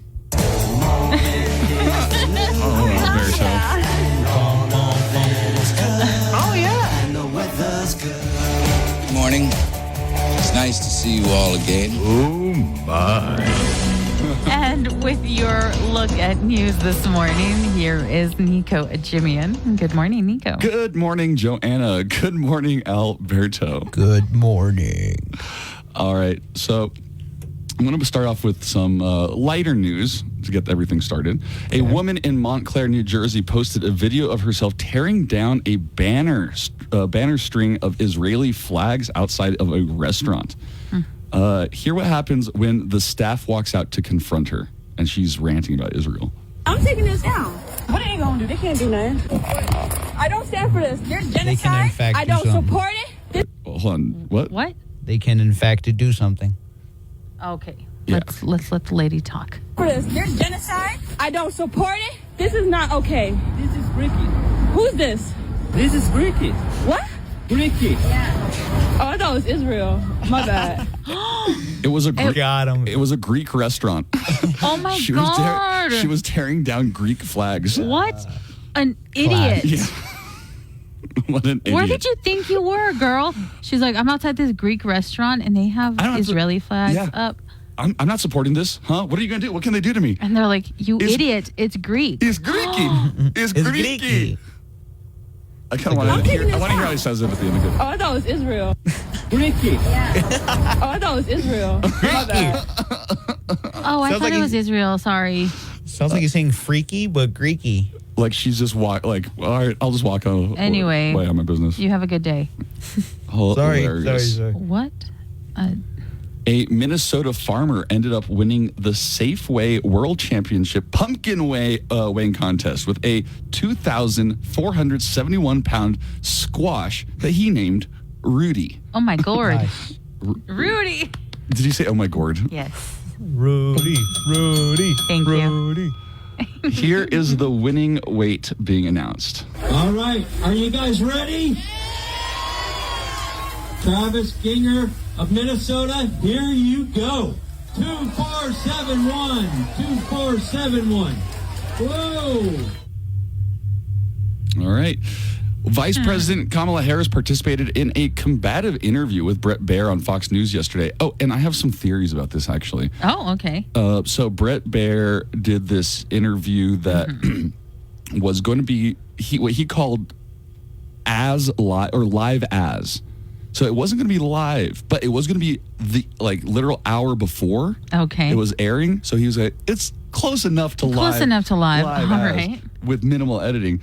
Well, people on Twitter were just savaging him, like a lot of MAGA supporters and Trump supporters, saying that he wasn't going to be asking the real questions, this or that it was going to be edited. Of course. Well, he took time out of his day on Tuesday to just respond to each single tweet. Wow. Saying things like, the questions will be fair, the questions will be hard, this will be taped live as, really just explaining everything. Live as. I think that kind of, though, pushed him to probably be a lot harder in this interview. Okay. Because he wanted to prove to everybody, supporters of Trump, that, hey, I'm tough too. Right. Well, during the interview, Baer asked questions about immigration and what Harris would do differently as president from Joe Biden. Let me be very clear. My presidency will not be a continuation of Joe Biden's presidency. And like every new president that comes into office, I will bring my life experiences, my professional experiences, and fresh and new ideas. I represent a new generation of leadership. Is that you? What? Were you playing a video? Were you playing a video? She finished her answers by saying, I represent a new generation of leadership. The two frequently talked over each other during the half-hour interview, with Baer trying to press her on issues, while Harris insisted that she be allowed to finish her sentences. During that time, you said repeatedly that the border was secure. When in your mind did it start becoming a crisis? I think we've had a broken immigration system transcending, by the way, Donald Trump's administration, even before. Let's all be honest about that. Brian Fallon, the communication director for the Harris campaign, said after the interview, we feel like we definitely achieved what we set out to achieve, this in a sense that she was able to reach an audience that has probably not been exposed to the arguments that she's been making on the trail, which is probably true. People on Fox probably hadn't been watching her before. Why are they saying that? If you're turning the page, you've been in office for 3.5 years. And Donald Trump has been running for office. But you've been the person holding the office. Come on. Madam You Vice and I President. both know what I'm talking about. Yeah, that's a dumb argument. Right. When they're like, well, you've been in office for 3 years, why haven't you fixed it? Donald Trump was in office, was the president for 4 years. All right, moving on. Oh, Joanna, I might need you to do research on this one. Okay. So, former Clark County, Nevada public administrator Robert Diaz was sentenced to additional time in prison yesterday for the murder of journalist Jeff German in September of 2022. Now, can you look up if Robert Tellez is from El Paso? Yeah. This was out in Las Vegas, right? Yes, this was Clark County, Nevada. I'm pretty sure he's from El Paso. I think he's related to the famous Tellez here. I saw it. Do we have famous Tellez's? I don't know, actually. Tellez was found guilty in August of stabbing German to death after he reported on alleged corruption in Tellez's office, reporting that ended Tellez's political career and his marriage. The allegations include an inappropriate relationship between Tellez and a staffer. The 50-year-old Tellez was sentenced to 20 years in prison after he was convicted by a jury in August. But yesterday, Judge Michelle Levitt sentenced him to additional 8 to 20 years under enhancements to his conviction, including murder of a person over 60 and use of a deadly weapon. Over 60. According to the Committee to Protect Journalists, German was the only journalist killed in the U.S. in 2022. Tellez will be eligible for parole in 26 years at the age of 76. Speaking at the hearing yesterday, Tellez maintained his innocence. So, first of all, I want to say that the family has my deepest condolences. Mr. Goring was, very impactful in the community. He made a difference. And I understand the desire to seek justice and have somebody accountable for this. But I did not kill Mr. Goring. And unfortunately, the people who should be held responsible, who should be brought to justice, the chances of that happening now, right this minute, are slim to none. So Raymond L. Tellez Jr. was the first Mexican-American mayor of El Paso, was elected in 1957. So that's So the yes, famous he is Tellez. related, and he is from El Paso. You looked it up? Yes. He is? Yes. Oh! A political he's a family native. from El Paso, Texas. He grew up in a house fractured by divorce with a father whose own life crashed in scandal. Why? What goodness. happened to his father? I don't know. I got to keep reading this article to find out. Secondary scandal. Oh my gosh. It just got even Isn't juicier. Raymond Altayas the alternative school they would send you Raymond to? Tellez. Yes, it is. That's Yeah. Raymond Tellez. Yes, Oh my it is. God. I'm putting so many connections together. Iggy, call me. Iggy was like the star student of Raymond Tellez Tellez, yeah. Academy? Yeah. No, he calls it, the Raymond Tellez Academy for Gifted Children. Or I think, I don't know, it's like the Charles Xavier. Yeah, this is related to Raymond Tellez. Wow. That Robert is Tellez. interesting. All right. I think we need to take a little bit of a break, and then we will be back with more of the news right after these messages. Hey, it's Double G. Coming up after the Buzz Adams Morning Show. Right Drive. Let as smooth as that first quiet morning coffee. Right Drive, the only way to drive. Originating in El Paso, for El Paso, the Buzz Adams Morning Show, 95.5 KLAQ.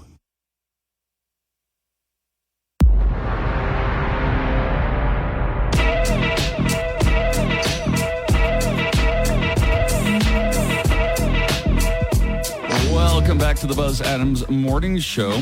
I want to tell you guys about the KLAQ Haunted House of Terror.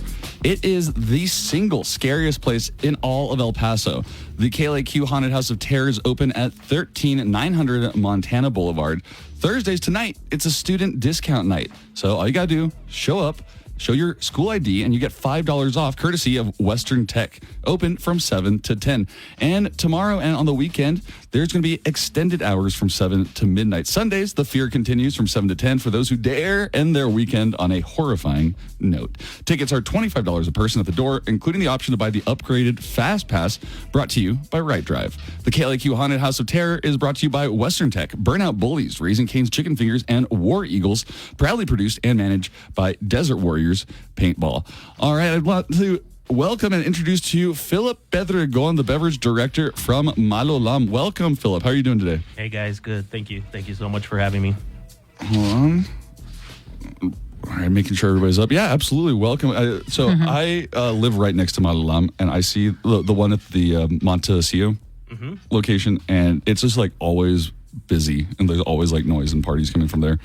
Do you try and give off a party vibe? I mean, definitely we're known for that.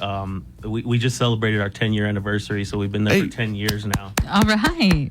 Yeah. So, Why don't you just get a little closer to the... Sorry. Yeah, no problem. You can pull it even if you need to. Got you.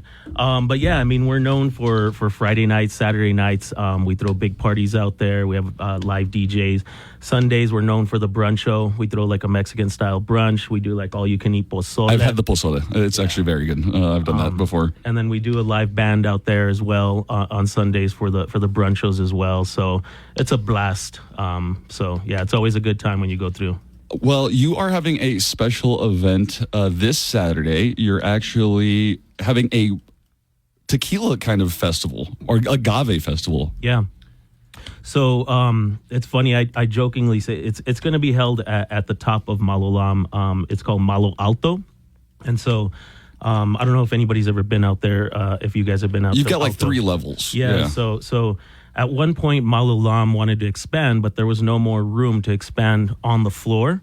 So we decided that we're going to build up. Yeah.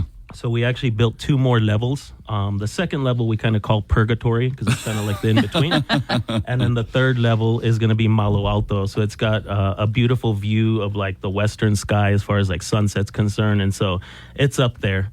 And so, yeah, the idea of it came to me. I jokingly say that if you drink enough tequila at the top of Malolam, you'll start to get some crazy ideas. I believe it. And so, so this is one of my crazy ideas. Oh, cool. And so we're calling it La Agaveria en el Cielo, which obviously stands for like an agaveria in the sky. Mm-hmm. And so after the idea came, I got with our branding team. And so they do an amazing job. And so I sent them some inspiration. They came back with some really cool branding on the actual event. And so From that, we designed some merchandise. And so we've got this really cool tote bag with the branding on it. We got this really cool T-shirt with the branding on it. Oh, so if you go to the event, you get some swag out of it? Yeah, actually, with your paid ticket, you get your swag bag once you get there, which includes the T-shirt, the tote bag, and then this really cool shot glass as well, among other things that are going to be given to you from the brands as well. You'll get there. You'll get to that second level of purgatory. You'll check in, grab your tote bag. Then you're going to hit your first sampling. We've got really good samplings from Patron, Ilegal, Desert Door, Sotol. So we got a mixture of everything as far as like tequila, mezcal, and Sotol. But you'll hit that first tasting. You'll go to your second one. You'll hit that one. You'll head up to the top of Alto. You'll be at the very top at that point. We're going to have some live music up there. You'll hit your last two tastings. And then from there, we're going to have a cocktail menu that's going to be specific with the brands that are involved in the agaveria. Oh, cool. And then downstairs, we're actually going to be doing, our Chef Rudy Valdez, is going to be doing a roasted pig. And so we're going to feed you with your paid ticket as well. Wait. You're telling me like you're going to do like a classic, like get like a pig and like luau roast him kind of? Yeah, super authentic. Super authentic. We have this, the way they do it traditionally is in this box. It's called like a cajachina. And so it's a big box. And basically you put the pig, we have an 80-pound pig in there that we're going to be marinating. And so you put the pig in there, you cover it, and then you just throw a ton of charcoal on top. And you're just constantly feeding it charcoal as it just roasts inside there. Wow. And it takes about 6 hours for the pig to roast. And I bet it's just delicious when it comes out. Sounds amazing. Yeah, I experienced it for the first time when we did our anniversary. And if you've never experienced it before, it's crazy. But we'll have all the traditional sides. We'll have some charo beans out there. We'll have fresh guacamole, salsas. And so we're going to be serving that as well. So that's included with the ticket. Cazadores, the tequila brand, they're actually going to be doing a cantarito challenge. And so we're going to involve our guests that are there. They'll sign up for teams, and we're going to do a cantarito challenge. What's a cantarito? Is it like a song or a yell? Or cantarito is actually like the big pot, like the glass that you serve the drinks in. You know those little clay pot glasses you get like a paloma in? That's kind of like a big version is the cantarito. So that's that. So it's cool. It's like a drinking contest? It's a drink making contest. Okay, I got it. There's a difference. Nico's like, well, there'll be drinking. For legal purposes, there is a difference. So the cool thing about this one is that we're doing a unique thing to it, is that we're going to set up a table in the middle. There's going to be limited ingredients, and then the teams are going to be timed. And so they'll come grab those ingredients, go back to their table, and then they have to make with what they got from the ingredients. That sounds really cool. So maybe one team only got lime juice and the other team didn't get lime, So then we'll have a panel that judges it, and then we'll give some prizes to the first place team. And so that like our own El Paso version of Chopped. Kind of, yeah, exactly.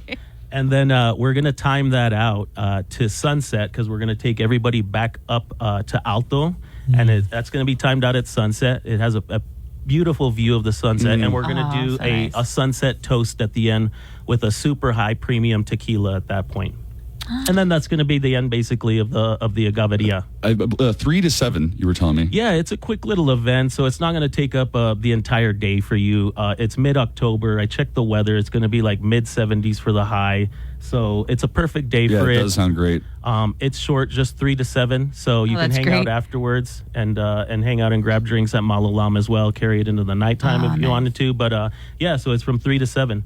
That's great for those of us who can only do either a daytime drinking activity or a nighttime drinking activity. But under no circumstances, both cannot. This Saturday, October 19th, Malolam presents La Agaveria en el Cielo, Malo Alto, on the rooftop of Malolam. Enjoy the flavors of Mexico with samples of the best mezcal, sotol, and tequila. Authentic food and a goodie bag. Tickets available at Malolam and Eventbrite. What's the difference between mezcal, sotol, and tequila? They're all agave, right? Yeah. Well, no, actually. I never know the difference. Yeah. So tequila and mezcal come from the agave plant. And so mezcal, they actually roast the agave plant. So that's where the smokiness comes from. However, sotol is a completely different plant. And so it's crazy. Like, if I show you what sotol is, it's grown all throughout Texas in the southwest Googling region. it right now. It looks like a big, tall weed. Oh, No, it's not that one. It's the one that's long and stringy. Oh, yeah. These are all over El Paso. This so one? the one to the left, up top, the one, This that one? one. Oh, that's the sotol okay. plant. And so it's grown. They're everywhere. It's everywhere, and it's crazy. But that's the sotol plant. Oh, yeah, I see these all the time. I think it's kind of related to an artichoke. However, one of the brands that we're bringing in that's sponsoring the event is Desert Door, which is the one you're on right now. They've got a really cool story. So all their sotol is actually grown and harvested in the Southwest in Texas. Ooh. And then they take it to their factory, which is in Austin. And then that's where it's distilled at. So it's grown in Texas. It's made in Texas. Cool. They actually have 3 options for it as well. They have the original. They have one that's whiskey barreled. And then they have one that's like a super botanical one as well. So all 3 are going to be at the Agave Festival also. And they'll be on site as well. They're coming in from Austin, so they'll have some swag. This sounds like a fun event for anybody that really enjoys tequila and mezcal, which I assume in El Paso, there's probably a lot of people. Do you guys like tequila? I do, yeah. Yeah? You guys tequila But fans? I never, right? Oh. Are you really talking to me about tequila, bro? Oh, yeah. Sorry. Ladies and gentlemen, Ray Adiola. in studio. Yeah, I was just a fly on the wall. You know, also, but the whole reason why I came in here was I wanted to hear Nico try to say La Agaveria. La Agaveria. En el cielo. Yeah, there you go. Hola. You did it perfectly. Yeah, Thanks a lot. Appreciate that. Okay, so I don't take shots like even when I do stand up, sometimes I'll be bought some shots from the audience, and I almost can never take them, like unless it's a tequila shot. Oh, okay. Normally, like tequila shot, because the lime afterwards can just take the flavor away from me. Yeah. So the thing for me is that I've actually switched over from tequila to mezcal now. And so I prefer mezcal now. Because of the smokiness you were talking about? I do enjoy the smokiness. A while back, maybe like 5 years ago, I was like, oh, there's no way I love mezcal. And it gets a bad rep because of the smokiness. But a lot of the times I just tell people, you know what, you're not drinking it correctly. You need to drink it correctly. So we're going to be serving some really good mezcals at the Agaveria. Oh, that's cool. We'll show you how to drink the proper It's like a lesson. Yeah, we'll teach you. In drinking. Hell yeah. There's a funny story that my friend Iggy, who's another comedian, he was out with Willie Barcena, who's another stand-up comedian, and Willie bought them 2 shots of this clear tequila, very nice tequila, I guess. It was, I guess, like $60 a shot. I don't even know what the tequila brand was, but Iggy didn't know, and he just shoots it. And Willie was like, "What the hell?" It was sipping tequila. It was sipping tequila. What the hell, bro? Yeah. No, but you know what? I was just going to say, even like with me, even though I don't drink, I would still be interested in. Yeah, it sounds like there's going to be lots of different activities there's for live everyone music. to enjoy. There's live music. There's a roasted pig for Christ. If you like food and music, that's all you need an excuse and for. The vibes at Malalam are always great. And a goodie bag. Don't forget the goodie bag. Yeah, the swag absolutely. bag, yeah, for sure. All your tickets can be bought at Malalam or Eventbrite. All right, thank you. But we have tickets to give away. Oh, yeah, I forgot about that. Okay, we have 2 pairs to give away. I think we have 2 tickets or 2 pairs? 2 tickets. 2 tickets. So 1 pair. One pair. We have 1 pair of tickets we're going to be giving away right now. So we're going to do caller number 9. Okay, caller number 9. Because Jacob Esparza says we used caller number 10 all the time. Too much. And we're not going to have the physical tickets here, so Alberto, just let them know that they can be they'll be on a waiting list. So get their name, number, and all of that good Caller stuff. number 9 at 915-910-4995. We'll get the tickets to. What's it called again? La Agaveria. La Agaveria. I wanted Nico to say it.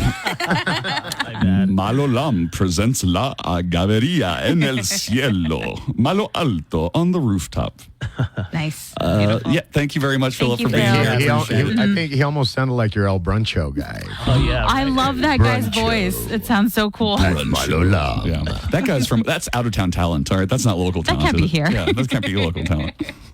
All right, yeah, thank you very much, Philip. We're going to come back with more of the news, and we've also got some sports with Steve Kaplowitz coming up in just a little bit on the Buzz Adams Morning Show. Artist interview, Zoo Music Discoveries, celebrating artists' birthdays, commemorating releases, champion of all things rock. Very next day. Help even if you have bad credit. Go to 27cash.com. 27cash.com.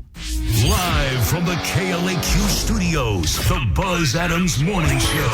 Courtesy of Glasheen, Vyas, and Inderman Personal Injury Lawyers at GVILaw.com.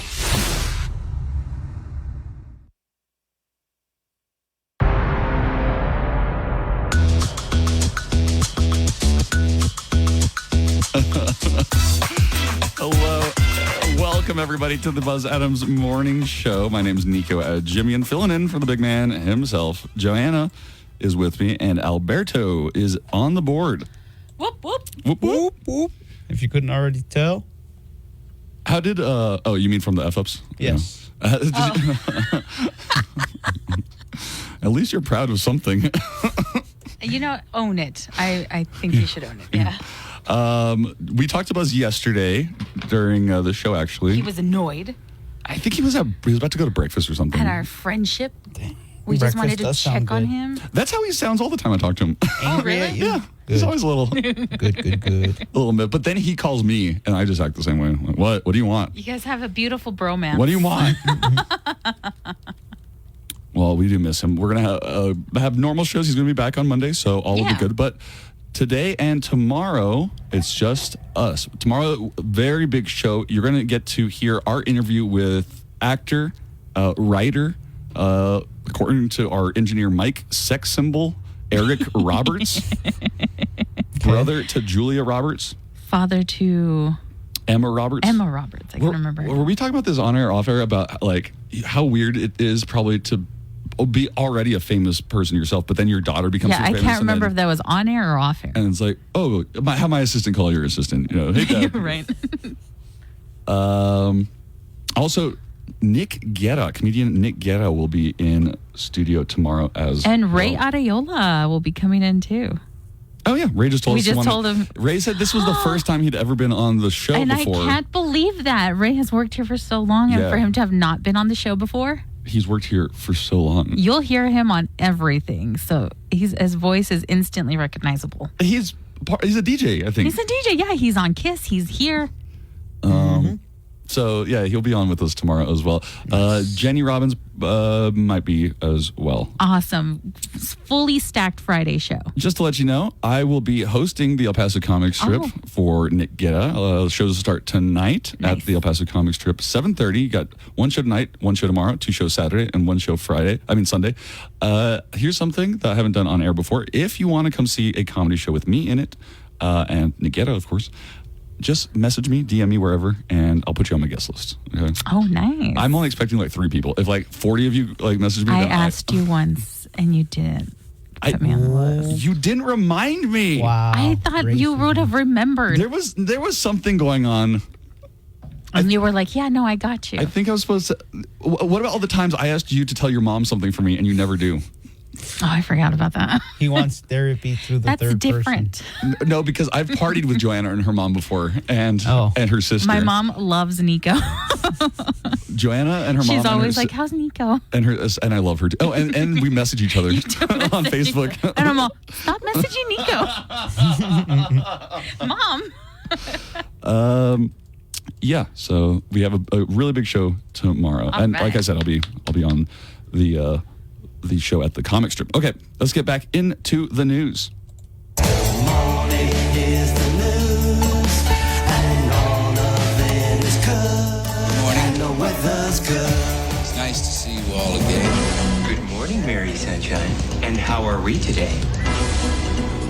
Good morning, Nico. Good morning, Joanna. Good morning, Alberto. Good morning, Nico. President Joe Biden talked with Ukrainian President Vladimir Zelensky yesterday about surging assistance to the country and announced a new $400 million military aid package. On Telegram, Zelensky thanked Biden, both parties of Congress, and the American people for the new package. And the Bruce Pack recall continues to grow. This is big. You'll probably already be seeing news stories about this. It's a nationwide recall of ready-to-eat meals, and it's from everywhere, from Trader Joe's to Walmart, Albertsons, or Sprouts. A nationwide recall of ready-to-eat meals from the food manufacturer has now grown to almost 12 million pounds of food products sold nationwide at stores like Costco, Trader Joe's, Target, Walmart, and Kroger, as well as being sent to U.S. schools and restaurants. Routine testing found potentially dangerous Listeria bacteria in samples of chicken from Bruce Pack products. That's according to the U.S. Agriculture Department. No illnesses have been confirmed from the affected products yet.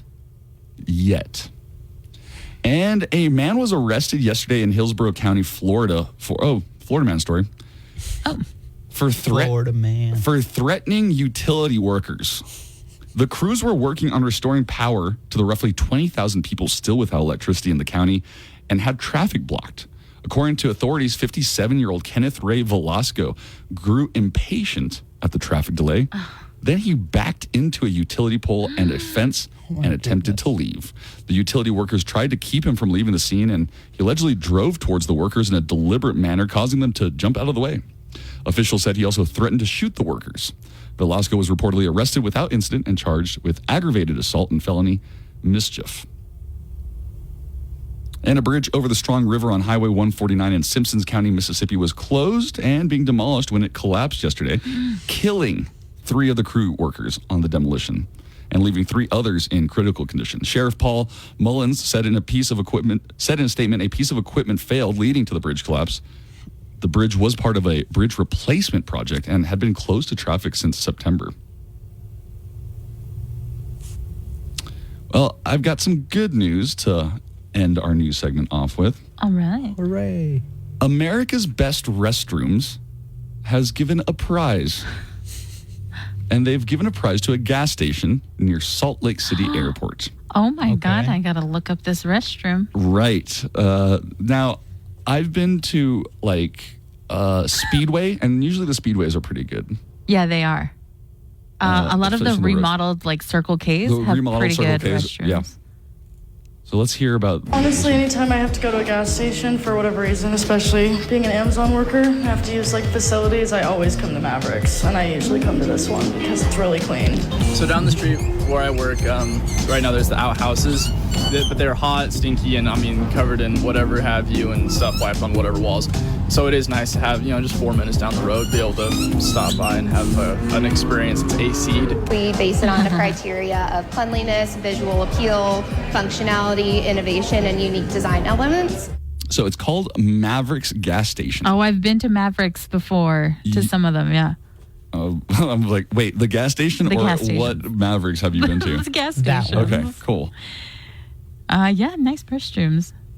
You're looking them up. Some people may be like, that's weird to have a favorite restroom, but I actually wrote an article a year ago about my favorite restroom in this entire city. And where is it? The Plaza Theater.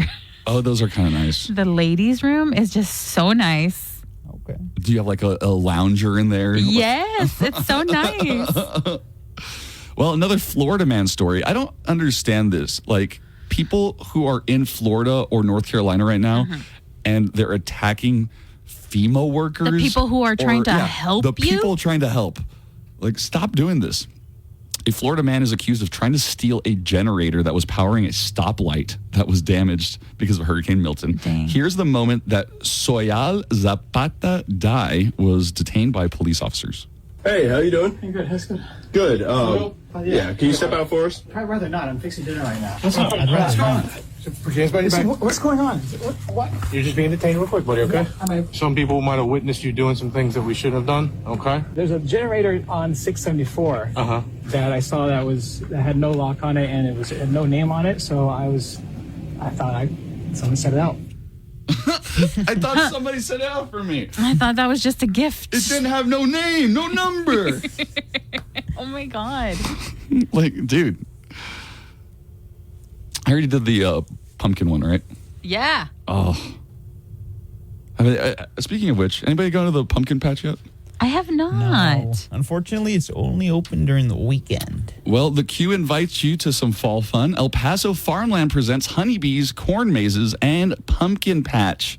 Open weekends, you're right, through October 27th. So just 2 more weekends pretty much left. Oh, my goodness. Don't miss this year's big maze and the kiddie maze. Plus, enjoy the pumpkin patches, rides, food, games, or relax under one of the canopies.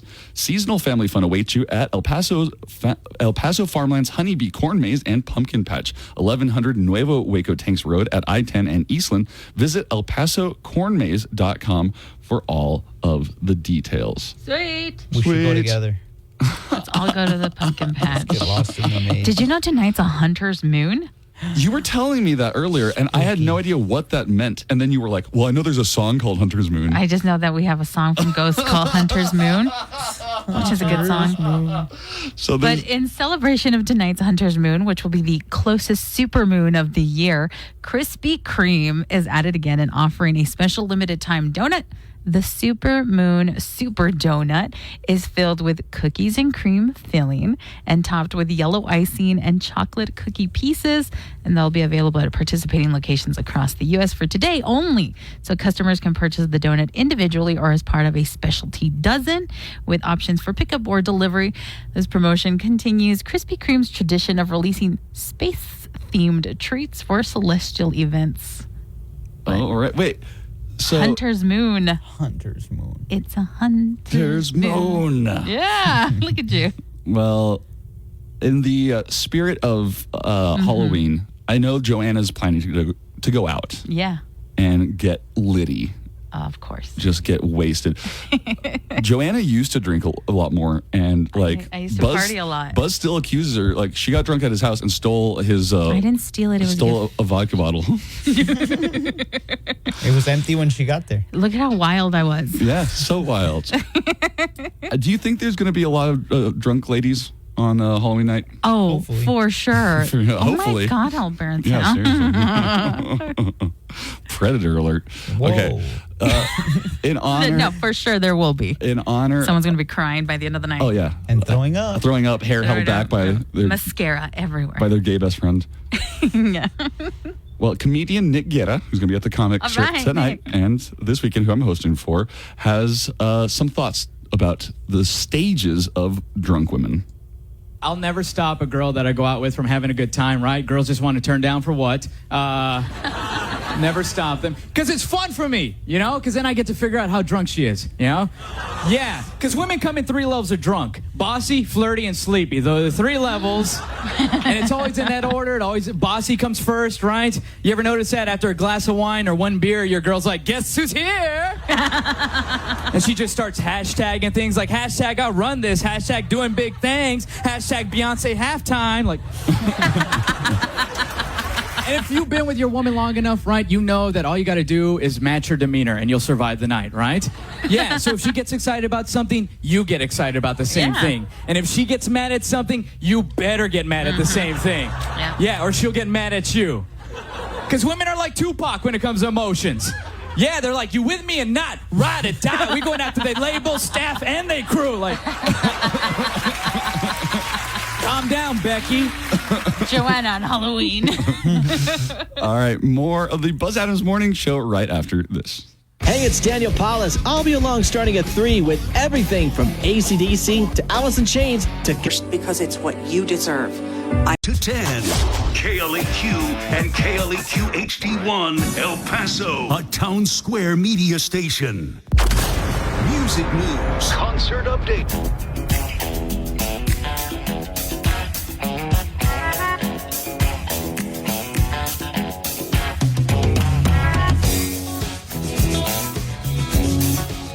Yeah.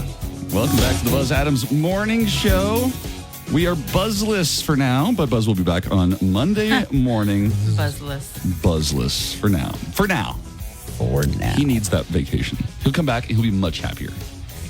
Whatever that means, incrementally. You think he's coming back? Imagine he just stays. When he's ready. He threatens to do that every time he goes. He's like, yeah, I may not come back. I'm waiting for the day when he just says to hell with it and said, you know what? It's been a great career. Have fun. I'm staying in Oklahoma. Do you think our general manager will allow that? No, well, listen, he will go down there himself and bring him back. He will. He will drag him and drive him all the way We could from joke Oklahoma about it all like this all you guys want, but I know Buzz and how anxious he gets just when his mom comes and he has to hide all the beer and he's like the animals and how frantic they get before a hurricane hits. Yeah. like Buzz would he's good for a week there, but he would be going crazy any longer than that. He's itching to get back on the mic. Is that what you're saying? That too. Yeah. We did talk to him yesterday though during the show. Kind of just called him. How's he sound? Annoyed. Well, was he annoyed that you called him? Yes. Yeah, probably a little. Yeah, annoyed with our friendship. Now, Joanna takes things very personally. But no, like then he was asking about the show, and then he was like, "It's a lot harder than it looks, right?"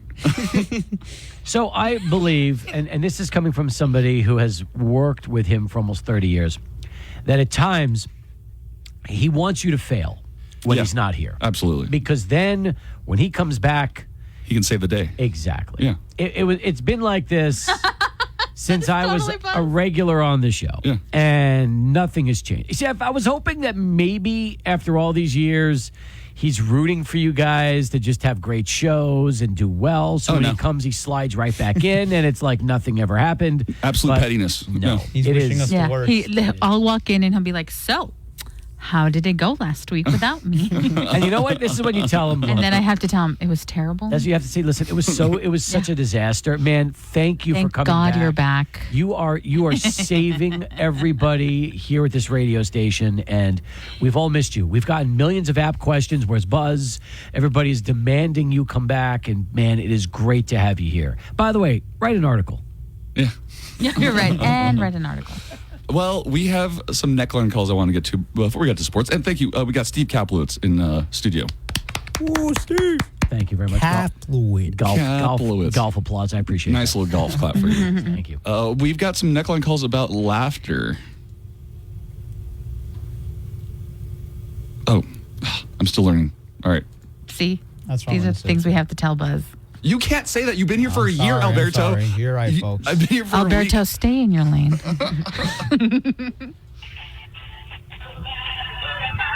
Hey, good morning. Joanna, I heard you laugh, and I know that they make it sound or seem as if you laugh like a dolphin, but I think you laugh like that little gopher on Caddyshack. From what? Caddyshack. Which I find very sexy. Oh. The By the gopher way, from Caddyshack. Let me tell you this, okay? So here's here's the deal with what. Let me explain that because I think you guys missed that whole thing, okay? Yeah. There's a song in Caddyshack. You know, it's like from Kenny Loggins. I'm all right. And he was playing it in the background while he was explaining the whole concept of your laugh and everything like that. So he was actually giving you, like, he went out of his way to give you the song from Caddyshack. Oh, okay. That's kind of fun. Oh, I appreciate that so much. I love it. That was a very layered call. Let me explain. I'm old enough to remember when Caddyshack came out. I'm the only one in this room old enough to remember when Caddyshack came out. So I'm listening to the Kenny Loggins in the background, and I'm like, oh, wow. That's where he's going with that. That guy went with extra effort. And I appreciate it so much. The three of you would have played that call, had no clue we would have what skipped was right by going it. on in the background and not even appreciated that. That was good extra effort. I like that. That was good. Thank you so much.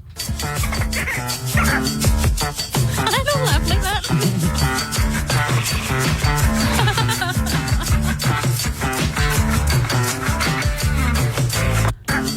Like this?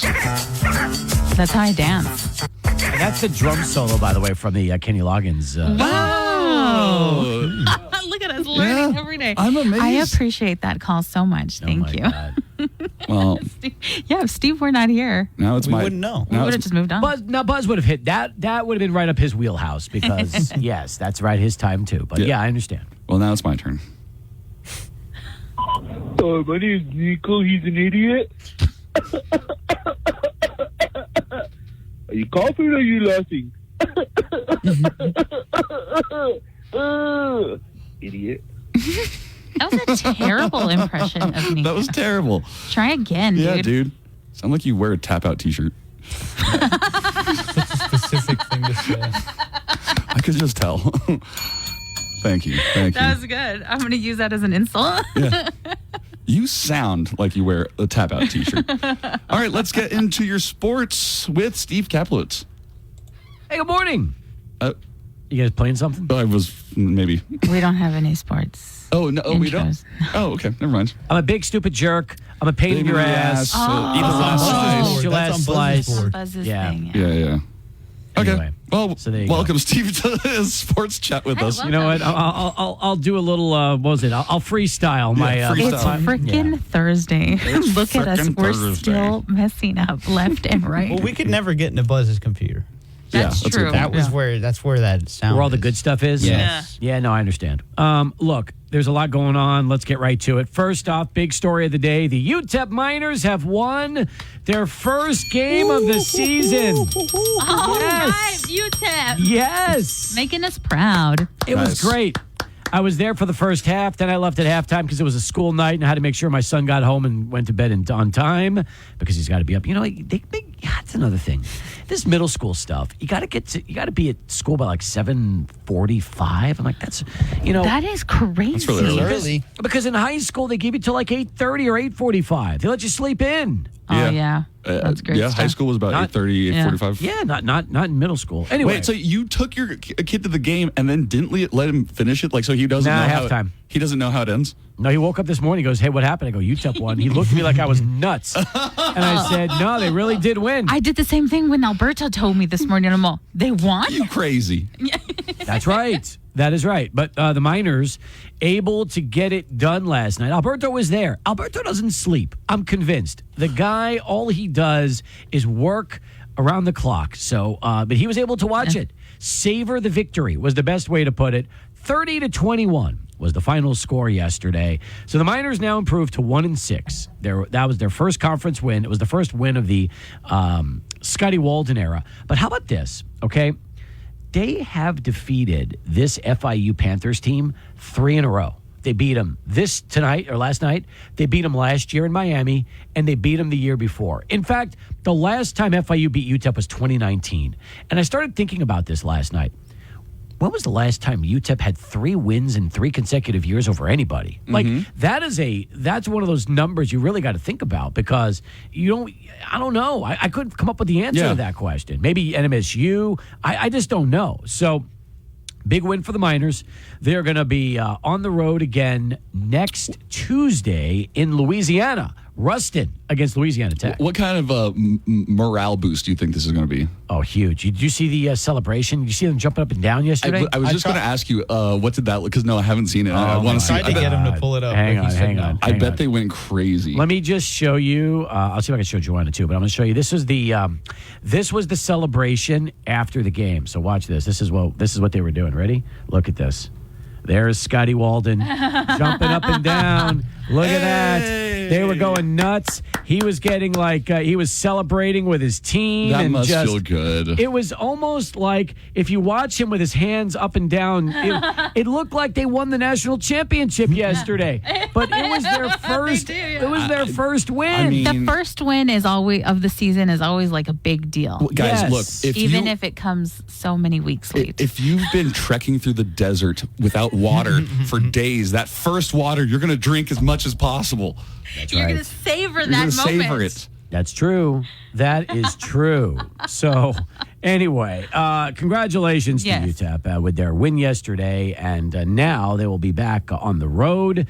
And this will be their final weeknight game in October. That's next Tuesday. They'll be playing Louisiana Tech at 6 o'clock, and we'll have it for you. 600 ESPN El Paso. When's the next home game? So the next home game is not going to be until November. Okay. November 2nd. Yep, and they play at 2 o'clock in the afternoon, I believe. Oh, okay. 1:30 or 2. So they have so the final 2 home games are now day games. So because it gets a little chilly in November. In fact, I don't know if you guys were on your way to the station. It was getting a little chilly this morning around here. Oh, it was a crisp morning. It was a crisp morning. That's why we're all wearing long sleeves. That makes, you know what? It makes a lot of sense to me. So, all right. Baseball last night, the Dodgers just hammered the New York Mets. 8-0 was the final score. Shohei Ohtani hit a 3-run home run to help pad the lead in the 8th inning, and the Dodgers spoiled the Mets' return to New York and Citi Field, and in the process, taking a 2-1 lead in their best-of-7 series. That's a guaranteed future Hall of Famer, right? Shohei looks like right now an all-time great, and he's only been playing in the big leagues for, I think, the last 6 years. I was at Timmy's watching the Dodgers game last night, and the guy I was with, we were supposed to be writing. Yeah. Because that's where you go to write.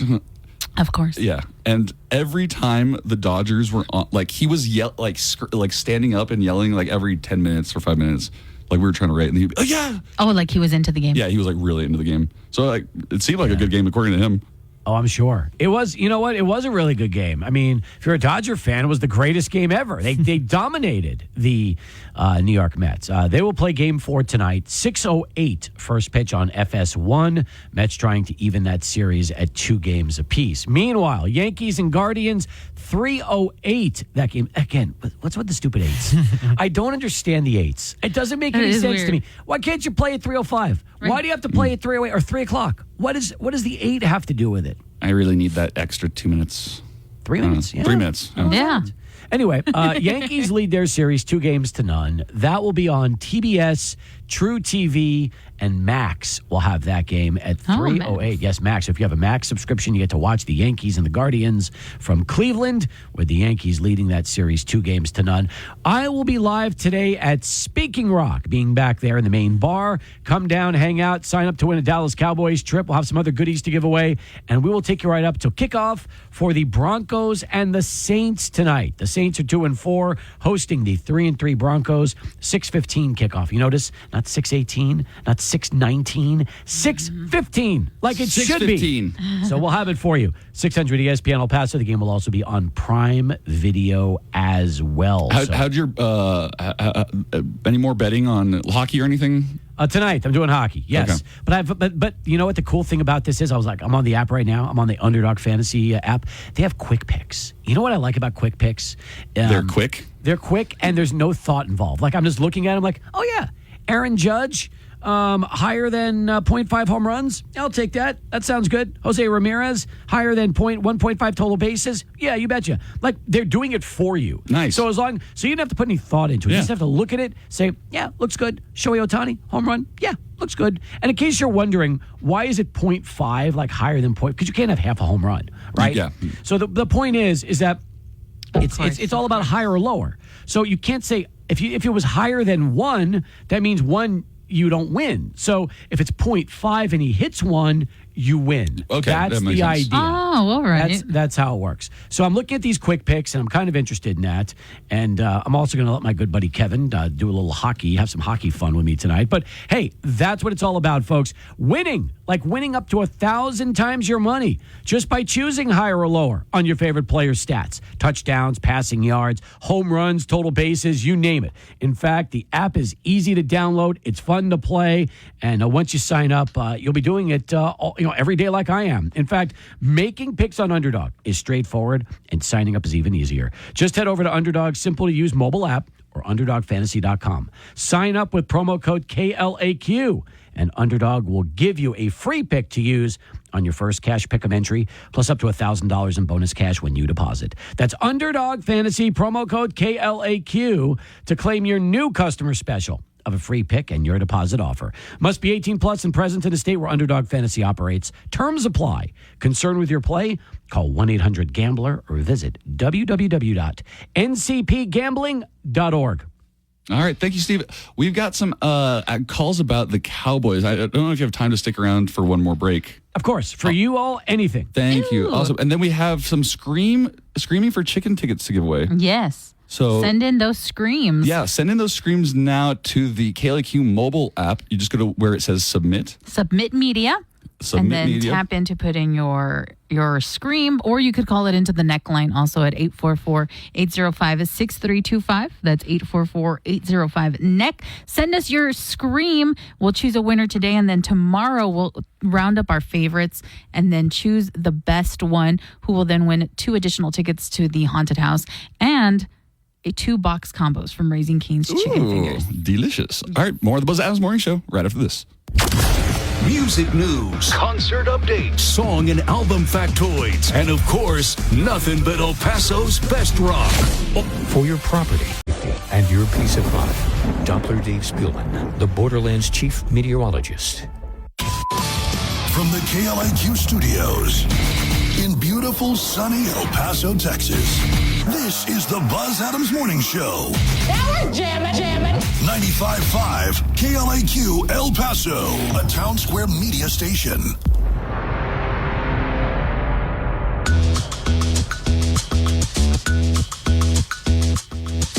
All right, Good morning, and welcome back to the Buzz Adams Morning Show.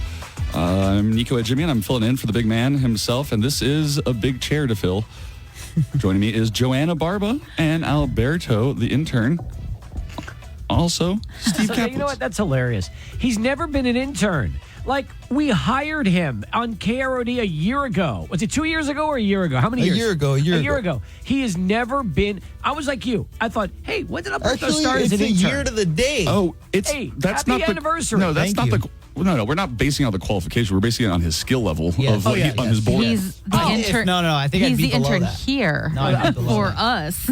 Maybe he's an apprentice. There it is. Okay. Apprentice Alberto. I like Indentured it. servant. I like it. Yes, and so you just heard Steve Kaplowitz from Sports Talk. We've got several calls about Jerry Jones. Good deal. By the way, I always consider myself an OG on this show. Now, Of course you're an OG. Now, technically, I'm not, because before I was on board, you had Patty Steele, and you also had Johnny Gonzalez, and then even Big Al Jones. The late Big Al Jones was a part of this in the very, very beginning when Buzz the first first started. 6 months or year. But I think I came on board like 2 years after they launched. So, I'm close. You are I'm an OG. Not original, but I'm almost there. So Almost there. two of our loyal listeners were trading old best of CDs. Yes. And there is one CD that 5 Points guy got, and he was just telling me about it. He said that he heard a bit of you doing an impression of Donald Duck.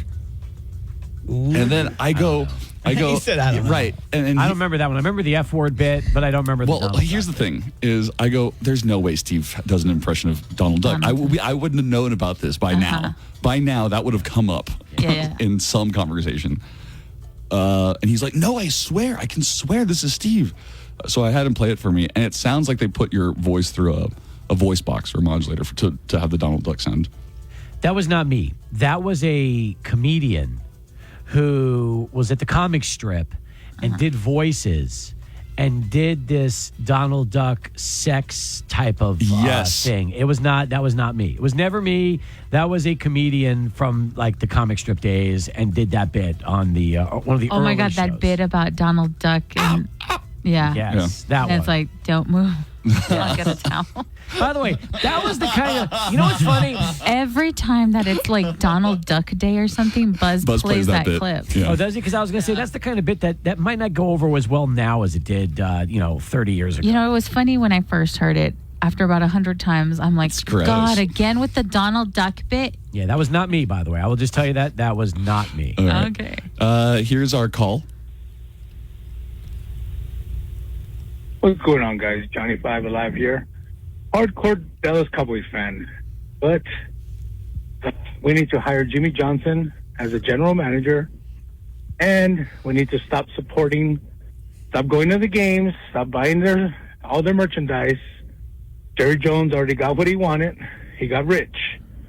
So it's time for him to step down for the general manager job and hire Jimmy Johnson. I'm not the only Cowboy fan talking about this, but that's the way I feel. So let's stop supporting Jerry Jones until he starts supporting us. Thank you, guys. Bye.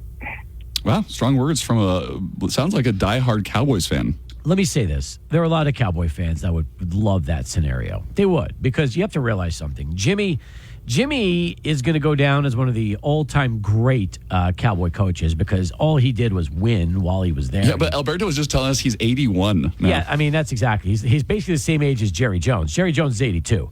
So it's not like, Jimmy is happy and doing his TV gig. He has no interest in getting back into football in that regard. None. Do you think there's any general manager out there that could turn the Cowboys around? Sure. I mean, there are football GMs that have been very successful doing this for many years, and yes, absolutely, there are those that could do it. But it's not just. There's so much that goes into it, guys. I mean, you have to make smart contract moves. You have to go and target the right people and then the right fit.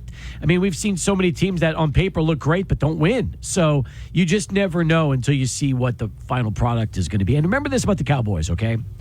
They've been successful. They're one of the most successful regular season teams we've seen in football. The problem is not the regular season. Well, this year it is. But in years Normally. past, it's the playoffs. Right. That's the issue. So, and you could have the greatest regular season team, but if you don't win in the playoffs, then nobody cares. Nobody remembers your 11, 12 wins during the regular season. It's all about Super Bowl rings. And they haven't won one since 96. So, yeah, I understand. I get the frustration. But unfortunately, that's never going to change. Well, the frustration is real, and Jerry Jones kind of exploded, had an outburst earlier this week on a Dallas radio show. So he went into defense mode by taking time with The Athletic to explain what had happened on the show, where he appeared to threaten the show's hosts with their jobs. He doubled down on his comments. I hate, I detest, I despise. Oh, you know what? Excuse me. That's hilarious. Yeah, That's not Jerry. That's not Jerry Jones. I'm so sorry. That was my bad. I thought I had the Jerry clip. No, so I just have the transcript. He says that his attitude would have been different had questions about the Cowboys and how they handled their offseason been asked by real fans or people who, quote, knew what they were talking about. The connotation being that the hosts of the Dallas radio show weren't real fans and didn't have any idea what they were asking. Among those taking issues with Jones' comments was Shannon Sharp on First Take. And this is now Shannon Sharp. I hate, I detest, I despise someone that would prey on the weak. And because Jerry Jones is in an advantageous situation, because he has the power in this situation, he would actually say that publicly. That tells me a lot about a man. That'll tell me a lot about a man that has power and would abuse that power to tell that man, I will get somebody in here to ask me favorable questions. That is absolutely that guy's job. I mean, you have to be fair. And when you're not playing well, what do you expect? What do you expect? It's like our job when it comes to UTEP, okay? And I mean this very sincerely. If we were to take these last 6 weeks when they're 0-6 and talk about how great things are, right, our listeners would be like, you have no credibility. What delusion are you living in? What are you talking about? And you know what? We have been, telling the fans that it's been a rough year, and it's worse than we expected. And fans will call into minor talk after losses, and they'll be very upset. But last night they won, so fans were happy. Good. We want that, but you got to be fair. You got to play it on both sides. And Jerry, I feel like sometimes doesn't want to hear it after a while, after a bad loss. I mean, then again, on the flip side, the Cowboys just got embarrassed on their home field to Detroit. What are you possibly going to tell the owner of the team that he doesn't know already? Exactly. Well, I guess what they're asking is, why are they in this situation? And maybe as the general manager de facto, he has some insight into what they did during the offseason. Yep, but they were very critical, and he didn't want to hear it. And rather than, just handle it by saying, you know what, guys, listen, I did not handle the offseason well, or we didn't handle the offseason well. He was very defensive and, didn't want somebody to criticize him. Well, I guess what Shannon Sharp had a problem with was that he threatened their jobs, radio jobs. He doesn't own 105.3 The Fan. Okay, he doesn't. Now, he does this show as part of his weekly obligations where he goes on and talks to the radio host. Okay. But it's not like the hosts are going to get fired because they've asked Jerry Jones questions that made him uncomfortable and didn't want to answer. What he was saying is, I'll get somebody else in to ask the questions, meaning that, well, he'll just get one of his, he'll get somebody that's nicer to him and treats him better. But sometimes when you do your job in the media, people aren't going to like it. You ruffle some feathers sometimes. They're not going to like it. Look, I got into it with Tim Floyd many, many years ago because I was critical of him with players going into the transfer portal when it first started. He didn't like it. And you know what happened? A couple of days later, there was a press conference and he ambushed me. And we got into it. We started yelling at each other. It went national on all the platforms. People were writing about it on every national platform it was. And it was ugly. And I wasn't proud of it. Really wasn't. And it wasn't like, take a stand. Who do you believe, Tim Floyd or Steve Kaplowitz? It wasn't like that. But it just, I was and did I go too far? I don't know. I said he lost control of his program. Was that too harsh at the time? Maybe it was. And I regret it a little bit. But you know what? He handled it his way, and he came at me, and then I came at him, and then we started yelling at each other. It was a bad look. It was a bad look on me. It was a bad look on him. But the point is, the basketball team wasn't doing well at the time. Right. So, you know what? When you're not doing well, and all of a sudden you've got somebody that's kind of questioning you or criticizing you, you take offense to it. So I've been there. I've been through that, and I understand it. And, you know, unfortunately, it was one of those things that happened, and believe it or not, it took years for us to get past it. It really did. But now we're over it. Now It's you're fine. best friends. We're friendly. So, but I mean, I'm just telling you that's something that happened to me personally here in El Paso with a guy that I respected like crazy because I knew he was one of the best assistants ever to come from Don Haskins. But he was here. He spent 7 years here, and he wasn't able to bring the basketball program back to the levels it was in the 80s. It's so difficult to do. And the Cowboys are dealing with the same things 30 years now, and they haven't been able to recapture the magic. Exactly. And fans are going to point to Jimmy Johnson because he was the guy. He was the coach. He was responsible for winning. And when Jerry Jones fired him and brought in Barry Switzer, even though Switzer won a Super Bowl, he never could recapture that glory. And fans are pissed. Well, I think fans would be so long. fans would be forgiving if there was some progress that made it seem like the Cowboys were a tier 1 program, that they're in the playoffs every year, that they're going to the Super Bowl every couple of years or whatever. But I don't know if that looks like progress, but that doesn't seem to be happening. No, it's not. And unfortunately, the only difference between this year and years past is normally this time of year, they're 4-2 or 5-1. And fans are excited because they feel like, okay, this is the year, and only to have it, kind of ripped out of their hearts again in the playoffs. Now, at least 6 games into the season, Cowboy fans are filled with so much doubt about this football team, they don't have to continue to think that this is going to be the year, only to see it taken away from them in January. So maybe Jerry Jones has done them a favor. Now they're not looking so good after 6 weeks, so Cowboy fans don't have to get their hopes up for the next 2 months. Well, putting the exclamation point on his rant, Shannon Sharp concluded by saying, if the Cowboys don't win another playoff game or another game period, as long as Jerry Jones is the owner, I'll be the happiest man in the world. Yeah, and that's another thing. A lot of Cowboy fans believe that as long as Jerry's alive and he is running the team, they will never win. This is the curse of Jerry. But here's the question. The curse of the Bambino. The curse of the Bambino. But here's the thing. Jerry has a son, Steven. And guess what? Steven runs the team just like Jerry does. So you wonder, when Jerry does eventually die, because eventually it's going to have to happen sooner or later, will Steven continue to run the team? Will he get somebody else because his dad's not in the way to handle that so he can go behind the scenes? Will they sell the team? Nobody knows for sure what's going to happen. Do? That's exactly. What will Steven Jones do? All right. Well, that's a good question. Any king wants to pass off his realm to the prince. Joanna, we've got to give away the tickets to our Scream winner. You want to choose a winner? We got 3 submissions. All right, Steve, why don't you help us out with this? Oh, sounds good. So this is our Screamin' for Chicken Halloween contest. You just had to send in your own scream. Do you have an example? Or I do. So this is Daniel, who sent in through the KLAQ mobile app. Oh, that one's good. It's pretty good. We had one from yesterday, Steve. Like the girl, she sounded like a scream queen from a horror movie. That really? One. Yeah. Like an actress. This was Susie.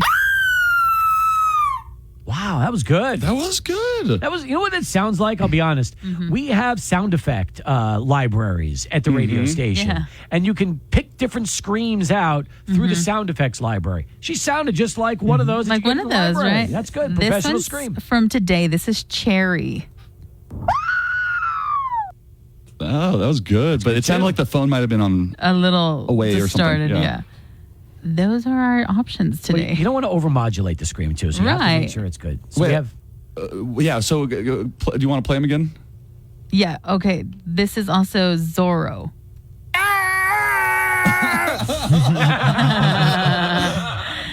This is Daniel. And then we have Cherry. Can you do the first guy again? Zorro. Nice. I like that one because it's funny. It is funny. It is funny. We could go for a funny one, yeah. Cherry had like a nice scream. Cherry had that nice one, yeah. And who was the last one? And then we had Daniel.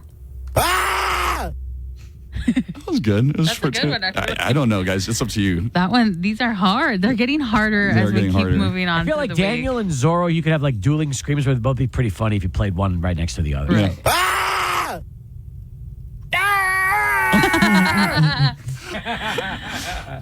All right, who should we go Which with? one should we go with? I like Daniels, This is Daniel, yeah. but the funny ones also.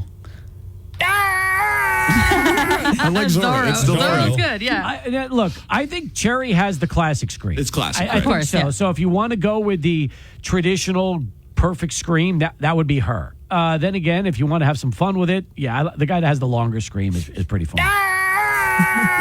You got to give like some props to this one. It's pretty long. That's a long scream. All right, Joanna, it's your time to make a choice. Oh my God, this is so hard. This is your rose ceremony. Okay? Who will I give the dead rose to Yeah, the black for rose. haunted house tickets? I think I'm going to go with Zorro.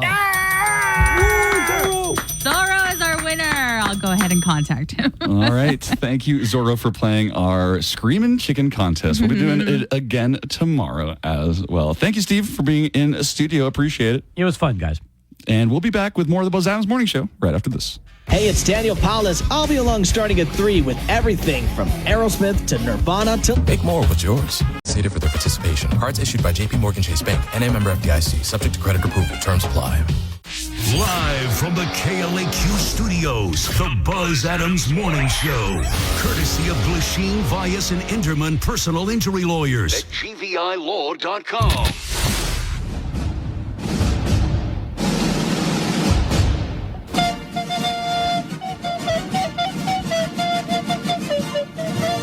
Well, a very good morning to you all. Good morning, Joanna. Well, back in August, we learned that Boy Meets World star Danielle Fishel, a.k.a. Topanga, had been diagnosed with breast cancer.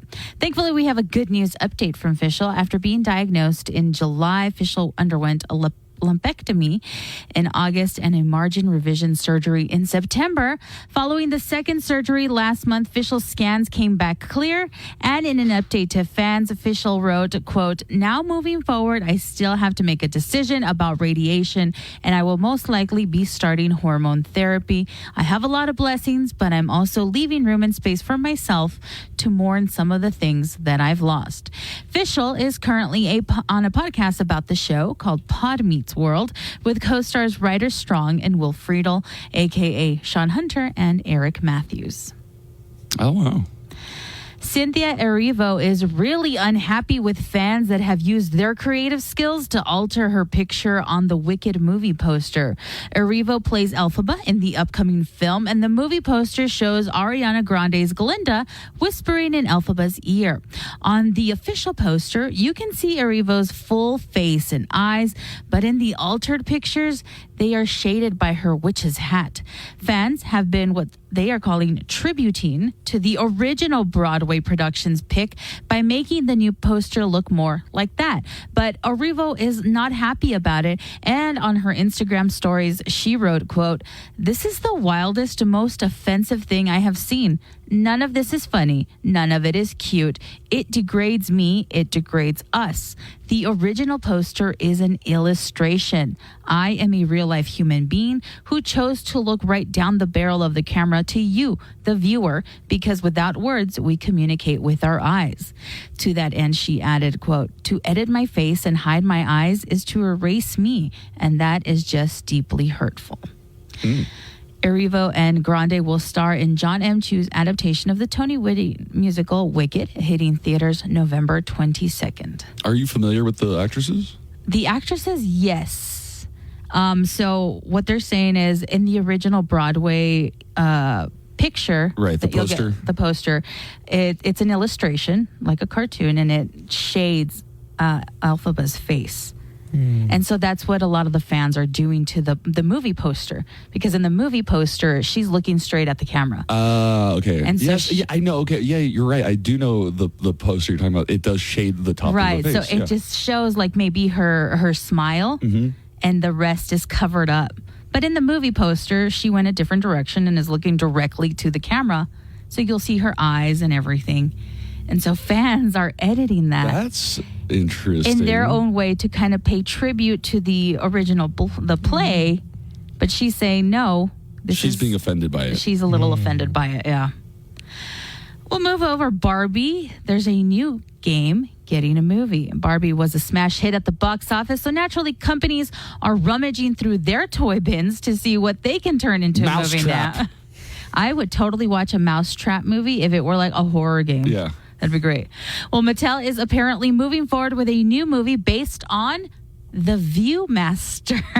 If you don't know what the one that you would click through with pictures. Yes, the one that kind of looks like binoculars, and then you can slide with images to show. It also was featured in a horror movie called Insidious, where they alter it so that they could see like ghosts around the house. That's hilarious. Mattel and Sony are teaming up for what they're calling, quote, a 4-quadrant family adventure.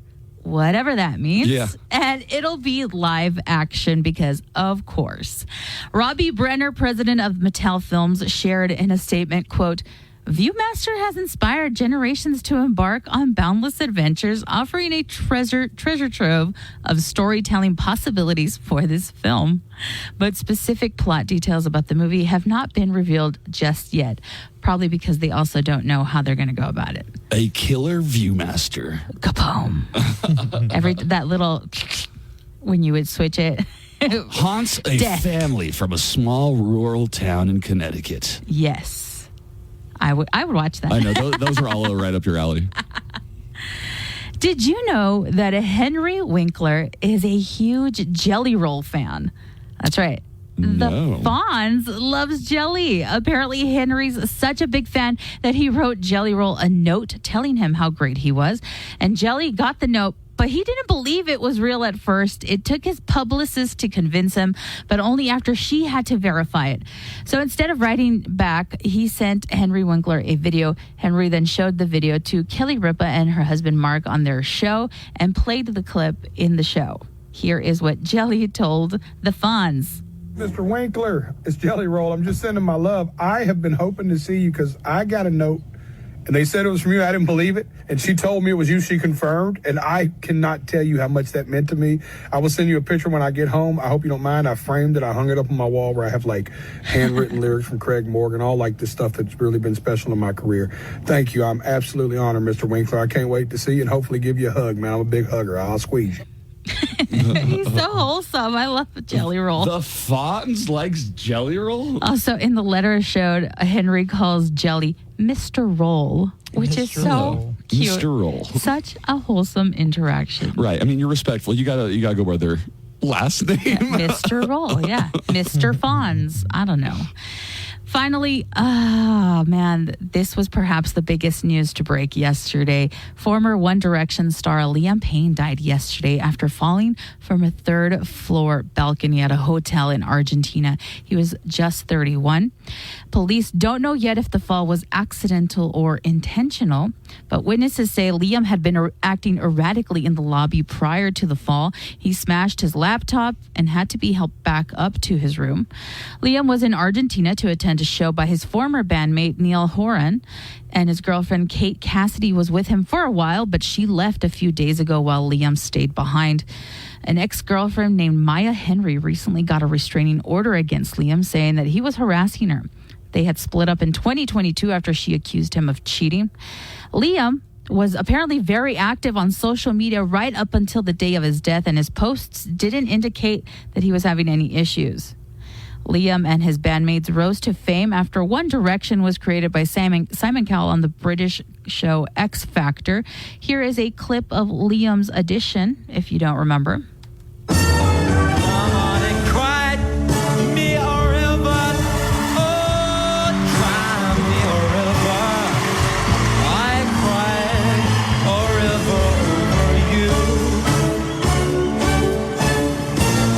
Cry